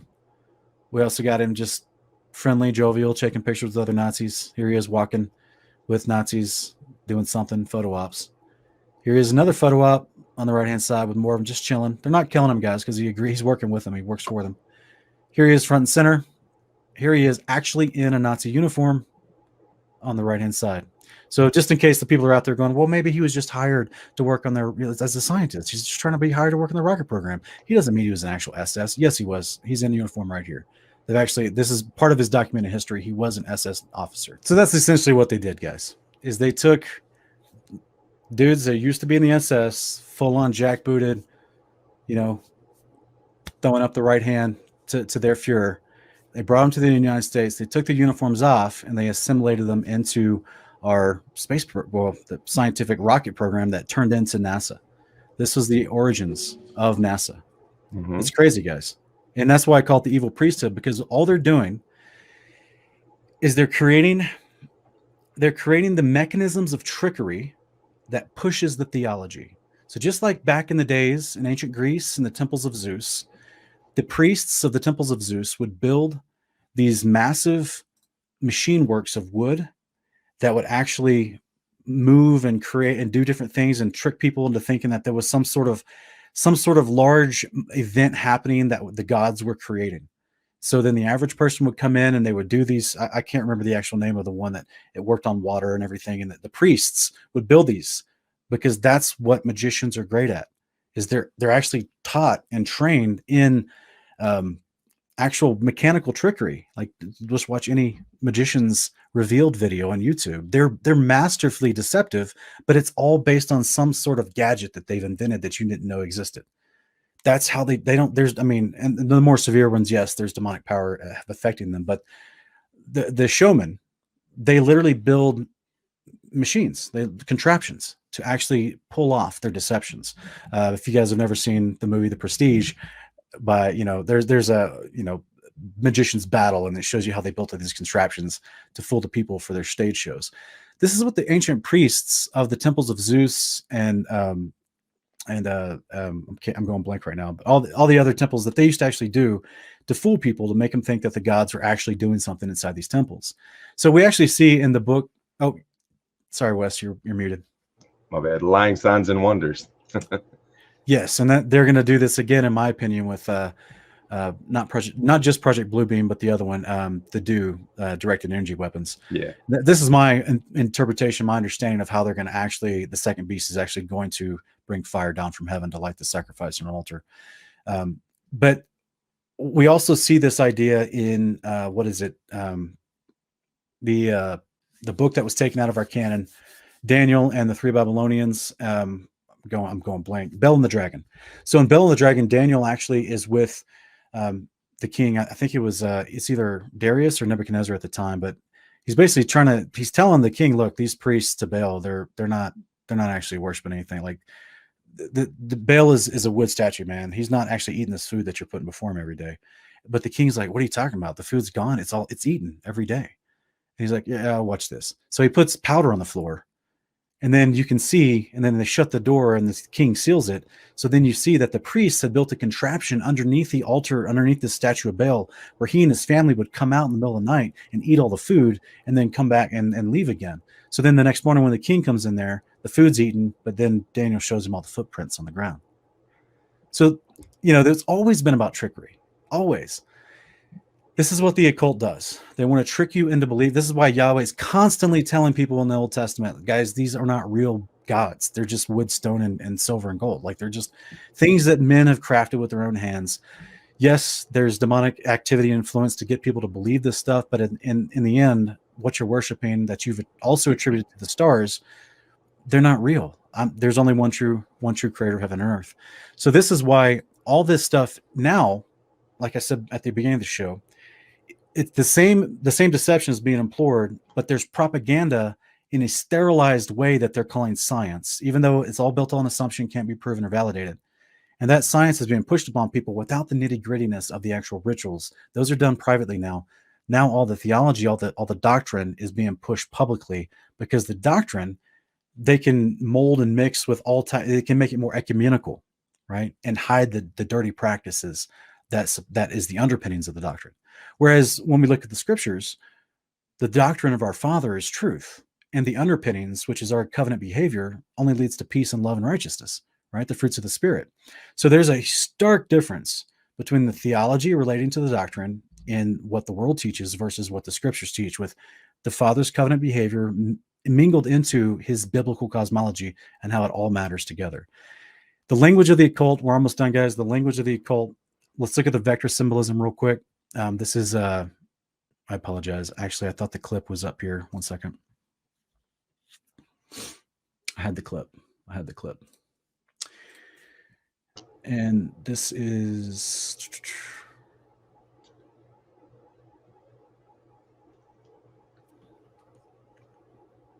oh, this is unfortunate.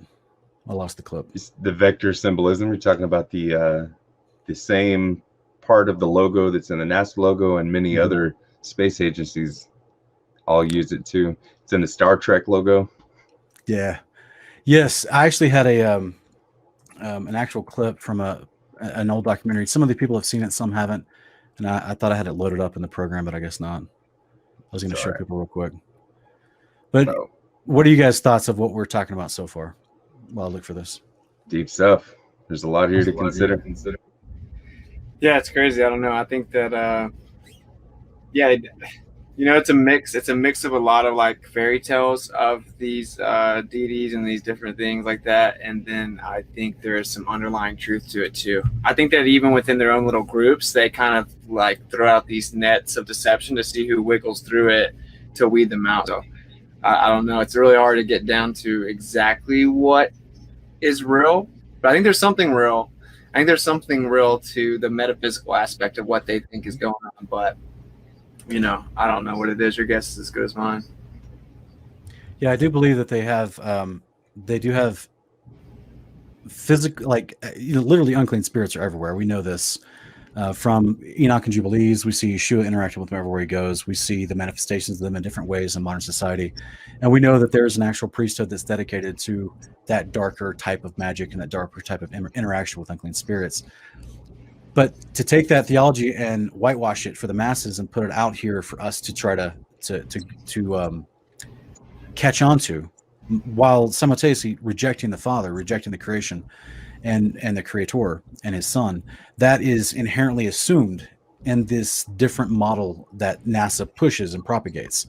So this is something that I'm just unfortunately I can't find the clip of a lot of people don't realize that the actual vector that you see going through the NASA logo is used not just with NASA, but it's used in a lot of their mission patches. It's used with a lot of TV and movies. It's also used with a ton of other symbolism and all the other agencies that are created from other governments having to do with space and space exploration. So it's NASA claims that they took that symbol, that vector symbol, in their logo, and they claim, actually I can show you right here. You can see the NASA logo on their VAB building. They claim they took that vector symbol from an actual airplane from the 1950s, and that was some sort of design related to that. But ultimately, why would Russia, Japan, Israel, all these other space agencies take that same vector symbol and put it in everything they do as well? Just, it doesn't. Why would they take something that's supposedly our cultural history and put it in their symbol? It's not, because it's an actual ancient occultic symbol that has to do with Satan worship, with Ra. So that's unfortunately I've lost the clip to go into greater detail on that. But as you're seeing on the front, as I talked about earlier, we do have this idea of similarities and outward symbolism. So we already talked about their theology, we talked about their origins, we talked about the propaganda being pushed by their priesthood, and this is what their whitewashed priesthood is today, is the propaganda arm that we see through NASA. We see these are not coincidences. The idea that they would fabricate this image on the left to look just like the famous image of Isis on the right. Like we already talked about, I'm skipping through some of this, guys, for the sake of time. Let's get to the actual Big Bang concept, because this little Big Bang image, like I talked about, it's actually this. You'll see this in all their other diagrams that depict the Big Bang. And we already talked about the Bell idea, which is an homage to the Vimanas, which is an homage, which directly correlates to Vishnu and the multidimensional theory and the cosmic order of destruction and rebirth. This little Big Bang image is always the same. The way they depict it, and it looks just like the Jesuit image of the sun worship that we see in Catholic churches. And this is who's that peeking through your window? Hey, it's the Pope looking for little children. Here's an angry one. This is the one that's on Neil deGrasse Tyson's vest that he wears in a lot of interviews. There's more, just in some of their statues around their churches, you'll see the same image of the sun. It's a specific sun. They see it in a lot of places. This is the actual logo of the Jesuit order. You see it again. Some of their artistic depictions on their doors and their walls actually goes back to ancient Greece. It used to be on the shields of the Grecian warriors. It's Helios. It's the Greek sun god that the Egyptians did worship. A lot of people don't realize that Egypt was ruled by Greece for 1,000 years at one point. This is why you have a lot of intermarrying of Greek god worship in ancient Egypt. Here's another shield of Helios, which is, a lot of people may recognize some of the modern versions of this as we see it in the Long Island Harbor in New York, and big green statue. You guys recognize this? What we talked about from, I think it was episode 5. We talked about Olympus, home of the gods, and I went over Apollyon, which is more of a Latin Roman version of ancient Helios, and he's always riding on these horses, these 4 horsemen in the sky, and he rides on this chariot in the sky. Same gods that they worship, same sun image. It's also in Freemasonry, highly used. Little sun on the top left-hand corner. Got a face. And what's interesting, guys, is that this sun, this one's in the bottom right, is to be distinct in Freemasonry religion and artistry. Here it is in the square and compass. It's everywhere. It's in their master patches. But look here, guys. It's actually to be distinct from the actual eye above. We're going to talk about the eye above later as we review the eye of Ra and other things, eye of Horus in later episodes as we get into Revelation, and we talk about the first and second beast. But this is something to consider, and it's everywhere in their symbology. So unfortunately, that's all I had for the presentation tonight, and I had to cut it a little bit short because I'm actually running out of time, and I wanted to give some time to talk with our brothers here who joined me tonight. And guys, I really appreciate y'all joining with me. This is an honor to have both of you on here, specifically for this topic. So I present a lot of information, and I did it quickly. Unfortunately, that's the way a lot of these episodes go because I'm just trying to squeeze as much as I can in without the people losing interest. But what are your thoughts so far of everything reviewed? I think it's a trip. I think that they're getting you subconsciously ready to accept their pagan ideology. And I was just at the Freemason building earlier today. I guess we're like the world's biggest temple or whatever. And that sun is on the front doors, bro. Like there's a sun symbol on both of the entrances. It's all over the place. And then of course they have the Egyptian like Sphinx that's half woman up there. So it's very interesting. And then when you talked about how you tie it in with Greek and Egyptian, right? That's why they're basically, you can't really tell the difference. And you go down Washington, D.C., it's Roman stuff everywhere, Egyptian stuff everywhere. So I think that you hit it on the nail. It's actually very intriguing the way you laid it out. They set up this whole Big Bang and the universe and all these stories of string theory, interdimensional universes and all this stuff, right? Because it is actually tracking back to their own belief system that they had from back in the day that maybe they want to bring back out. And so they've gotten everyone ready for it without even realizing it. And they had to kind of show you what they were doing. So I thought it was lots of gravy, bro. It was super cool. Yeah. I'm gonna have to go back and listen to this again. It's been real choppy on my end for some reason. Y'all say you can hear me clearly, but it's been so digitized and hard to keep up with listening. Oh. But I didn't have much time either. I just wanted to say before I go, I don't even really need to come on here in Babylon. I'm with Austin and Sean, and we're investigating Babylon. But for the gospel of the kingdom, he will hold it down. But come check us out on Wednesdays live on the Uncommon Ground. And I'm West Blaze. If you subscribe to West Blaze Music here on YouTube, you can find the new show Sean and I have been working on. And you will not be disappointed. We're pouring through the scriptures, showing experiments. We're looking at the historical record. We're digging into declassified documents, doing interviews. The vibe is exciting. The music is uplifting. And we glorify the Father through the truth of his creation. And we just invite you to join. So Uncommon Ground Wednesdays at 8 o'clock Central, 9 p.m. Eastern. Bless God and may he bless you guys. I got to get going. I love y'all. Thanks, West Blaze. Appreciate you, Brandon. No worries, brother. Much love. I'll see you soon. Cool. Guys, if you haven't already subscribed to West Blaze Music, go over there and do that. Open a new browser so you don't miss what we're saying here and go subscribe to West Blaze. But ultimately, this is a unique concept here where I'm going to share just a couple images, Austin, of some stuff I touched on in the past of just some of the, this is, I think, from episode 4. And we talked about the ancient flying machine, or part 4. We talked about the flying machines. Both Vimanas, we have the Egyptian concepts of the boat of Ra. We also have the Sumerian, Akkadian, Babylonian concept of this thing right here. He's got the Dagon hat. You got the star, the sun up there. And you got these dudes up above chilling in this little vessel, chilling.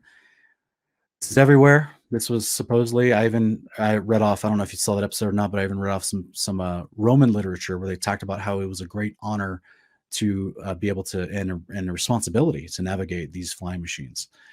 And this is what the U.S. Air Force in the 1950s started replicating in some experimentation. They claim that this was a failed experiment. I don't believe that at all. So this is exactly like some of the designs we see from the ancient depictions of what's described in the Bhagavad Gita from ancient India. That's up on the top left as the Vimanas and the different types of Vimanas. One of them's circular, one of them's a blimp, one of them looks like a NASA capsule. So all three, we see the U.S. doing the same designs, all of them relating to flight. The actual circular object, as you see on the top right, that the Sumerians and Babylonians literally chiseled into stone, that's what we see in the experimentation, literally with the dude's feet hanging out the bottom, like you see in some of the depictions. And it's all based on the same concept of something that has a circular shape that isn't flying on Bernoulli's principle with drag and lift under the wingtips, but instead has this left to right axis dimensional capability where it can just move back and forth.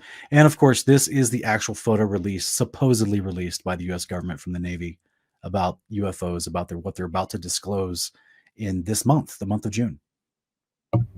Yeah, that's a trip, bro. That's a trip. So I haven't seen I have to go back and watch the all your episodes that I haven't seen in the series. It's because you're ladling gravy, bro. You gotta chill out. I don't bring my biscuits, but I'm trying to figure out. So basically, they actually had these devices. Yeah, like they had these physical flying devices, and I'm trying to figure out, do some type of metaphysical entities move similar to this? This is some type of imitation, or maybe that's just what they came and showed us, or I don't know. I still haven't been able to figure out exactly what it is. Do you think it's nothing like that? Do you think that it's just an ancient technology that used to exist and that we're practically just imitating it?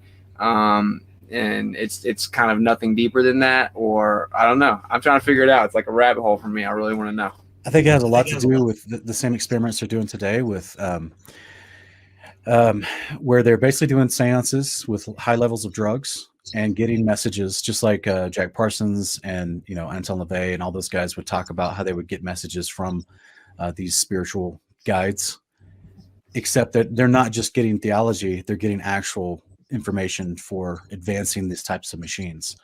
And I think that started a long time ago, back in the 50s, as far as the interaction in the United States and when they started to experiment with these kinds of concepts. Just like you would have in the ancient days, Sumerians, Babylonians, Egyptians, Greeks, Indians, that they were literally interacting with Nephilim demigods, and I shouldn't say it like that, people that call themselves demigods, but they were Nephilim. I do believe that there were Nephilim as far as their post-flood Nephilim, post-flood giants, but they're not the same Nephilim as before the flood, because their fathers weren't literally the descendants, or their fathers weren't literally watchers. And I actually go over that in that episode as I explain the difference between a post-flood Nephilim as someone that learned genetic manipulation, so therefore you can affect through gestation the actual growth of a child through different growth hormones. There's 5 different growth hormones that go in the roots of trees and plants. That's why that verse I read from 1 Enoch chapter 8, where it talked about one of the guys taught enchantments and root cuttings. And so it's also talked about Enoch chapter 7, 1 Enoch chapter 7. And that's a situation where they can take, there's 5, there's auxins, gibberellins, cytokinins, ethyl alcohol, and there's one more I can't think of right now, but they affect how the roots of trees and plants grow, the elongation of their stems and their roots, and then in their actual limbs, and how long the stem grows before it becomes a root, how long the actual trunk grows before it stems out, how long the stems grow before it starts flowering leaves, everything to do with the height, the 3-dimensional growth of a plant. You can take those and you can literally put them into a pregnant woman during gestation, and supposedly back in the day they had a way to affect the outcome where the babies then would become giants as they grew up. So this is how you have them creating giants after the flood in a biological way, and ascribing their lineage and descendancy to the quote-unquote gods, the watchers from before the flood. Because remember, there's one watcher left, according to 1 Enoch and Jubilees, after the flood, and that's Azazel, or this Satan character. Mm-hmm. So according to those books, the rest of the watchers, they got punished, because they all took wives. But apparently this Azazel cat didn't take a wife, and he's still left over, as Jubilees chapter 10 talks about. He then gets control over 1/10 of all these unclean spirits that are still around. They then go out to deceive mankind, as we read from Jubilees chapter 8, 1-4. Mankind finds the teachings of the watchers and starts practicing them again. Suddenly the Nephilim reappear. So I think those Nephilim doing occult practices are getting an influence from the unclean spirits and from literally this angel who wasn't punished, who's still around, this Azazel angel, whom I think is the Satan character that literally talked to Jesus and literally tempted him, and literally would be bound with the chain in Revelation 20 by Michael, and taken away from deceiving mankind. So there's a lot of backstory to this. I'm trying to give you a super short depiction, or a super short summary, to get to the point of saying that interaction, most of the Nephilim of the biblical days were rulers of the nations. Like I read the quote from Josephus, because of their own strength, they defied God and they took over the resources of men and acquired all the acquisitions and assumed places of authority and power over the kingdoms. This is why you would see in the Exodus of the Israelites come out of Egypt and they go into the land of Canaan, they're fighting giants everywhere they go, and they're fighting who rule over these little city states inside the land of Canaan, because they're the ones who put themselves in power as a lineage, claiming they were associated with the gods, but they were just men that genetically manipulated themselves, which is a part of the agenda that I think is going on today. But a part of their ruling and their power was having these actual machines to fly like they were gods. Right. Okay. So, yeah. That's kind of what that's kind of where I'm leaning towards too, is like that, it's like an imitation of the flight of what they would call gods. Yeah. So then you agree that, so you think that they get out of bondage, right? That there was a timeline given to them, 70 generations, if I'm not mistaken. I think Enoch says that. I'm not sure. That's going to be the actual rebellious angels that are named in Enoch that took wives, and they actually got a specific punishment for that.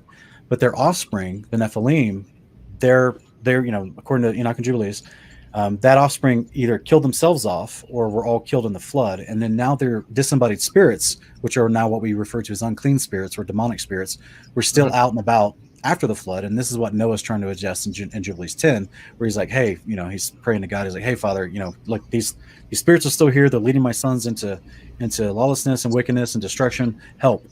And so then the Father through his angels binds 9/10 of those unclean spirits, those disembodied Nephilim. The other 10th are given under control of Satan. Satan is called Mastema in the Book of Jubilees, and he actually goes on in verse 12 of Jubilees 10:12 to call him directly Satan, but earlier it references as Mastema. There's a lot of people with multiple names in the scriptures. You just have to look at the context. Yeah, for sure. So this Mastema character, who also is referenced as Satan, he gets control over these things. They then go out and continue to tempt mankind into lawlessness. So ultimately, there is the angels that were locked up, from what I can understand. I'm actually currently debating this with a brother of mine, Ken Heiderbrecht, because I used to think that they weren't getting out until the Yeshua returned to they would only get out to stand judgment before the Father through Yeshua. But there's some things in Enoch 65 and some other places, First Enoch 65, that makes me think they might actually get out right before he returns and are a part of the end time deception.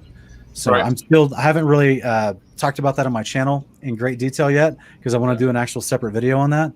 But that is definitely something that all I know is that there is one angel that's been out this whole time, one rebellious angel, and that's the one that's referred to generically as the dragon, the serpent, Satan, Mastema, Azazel. He's the dude running around in authority over the unclean spirits, who then go out and deceive the nations. And that's why I think that he has literal interaction in the end time events, which finally gets him locked away during the millennial reign. And then later he comes out to be destroyed and done like a fire. So there's a lot of details that I've gone over in previous shows and even on my Kime Context channel. I'm just trying to make it as quick as possible for you. So I do believe that the majority of those rebellious watchers are locked away until the very end. But there's been one that's not been locked away this whole time, which has all the information those other guys had. You know what I mean? So like he can deceive them just as handily as all the other ones did. Right. Yeah, I agree with that. I agree. That's pretty much where I've been for a while. I think Enoch's legit, right? A lot of people don't. I've been working through the Satan thing. I think that it's not always a personification, and we assume it to always be. But I think that there is a centralized, adversary. So I've been looking into a lot of that. I think it's a little bit deeper than people sometimes give it credit for. But yeah, I do. I think that, looking at Enoch, they were put into 7 generations of bondage, and one would think, well, if that's a certain amount of time, then that time runs out. That's just kind of how I always looked at it, right? Just like that, simple. I haven't really gone further than that. Just if you're locked up for a certain amount of time, that time runs out. And say that they get out and basically they follow the guide of this guy. He utilizes them, or maybe not. Like you said, it could be without them. He doesn't need them. But I think, there's like 10% that didn't get put up, disembodied spirits. He utilizes them. And then some of the rest of them maybe come back into this final great deception. And that's why I really lean towards absorbing the true cosmology because it makes it a lot simpler to deceive everyone, you know. So Yeah. I don't know. I think we're in store for some crazy things. Personally, I happen to think that we're in that season, and yeah, it was cool. We need to have more conversations. I've watched a bunch of your videos just here and there. You know, I'm like pretty busy, so I haven't been able to watch them in a sequential order or anything. But I think you're awesome, bro. I like that. I like your take on it too, man. So, I appreciate it. Yeah, appreciate it, man. Yeah, there's man. I'm just looking at some of the rest of my slides. I had to cut short for tonight, but maybe I'll have to maybe include them in a part 2 because there's so much more to this topic, and I'm just trying to be strategic with what I talk about when I don't, because I don't want to like confuse people, but at the same time, there's so much to explain, because this is why the occult is full of, you know, like in Freemasonry, right? You learn by degrees, because there is so much to learn about even the occult. You know, I'm not glorifying them in any way. I'm just saying that's just the truth of the matter. That's the matter. It's a matter of fact. Like, they just have a lot of deception, and their story is so convoluted and so all encompassing through different generations. Like, I can understand why they would initiate people into their ilk and their cult, and then say, well, we're going to teach you in steps, because you got to prove you understand certain knowledge before you get to the next step. Because there's just a lot to the story. Oh, yeah. And so, you know, when we go in from a biblical perspective, we try to deconstruct the story. There's a lot to go over. So, man, it's a challenge. But yeah, brother, I really appreciate you coming on tonight. Tell us how people can find you, because I want people to be able to follow your work. I want to be able to support you on your right now, guys. If you're not aware, Austin is actually traveling across the country, going to different cities, telling people about the truth of the biblical creation, as well as the truth of how to behave, right? Literally the behavior of the creator, the Torah. He's going around and he's expressing in people's face, in real interactions, doing it with love, doing it with wisdom. And I think that this is something that actually needs to be, more people need to find out about, so they can help you stay at it. So tell them where they can find you, brother. Oh, well, as of now, Witsit Gets It on YouTube, which is WITSIT Gets It. Witsit Gets It on YouTube. I have the same thing on Instagram. I don't really use it, just as if a backup if I wasn't able to get the word out. And then I'm also on Facebook, Austin Witsit. And then we have masqueradetour.com, which is MASKERAID, like mask, a raid, like if you raided something, masqueradetour.com.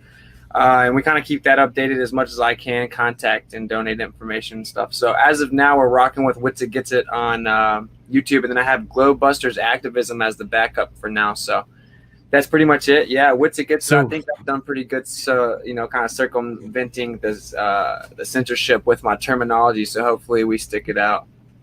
Yeah. You know, I just want to show everyone watching, if you put in Witsit Gets It in the search bar on YouTube, it won't pull up his channel, guys. He's being heavily censored. So what you got to do is you got to go to filters and choose channel, and then it pulls up. His is the top one that pulls up. Witsit Gets It.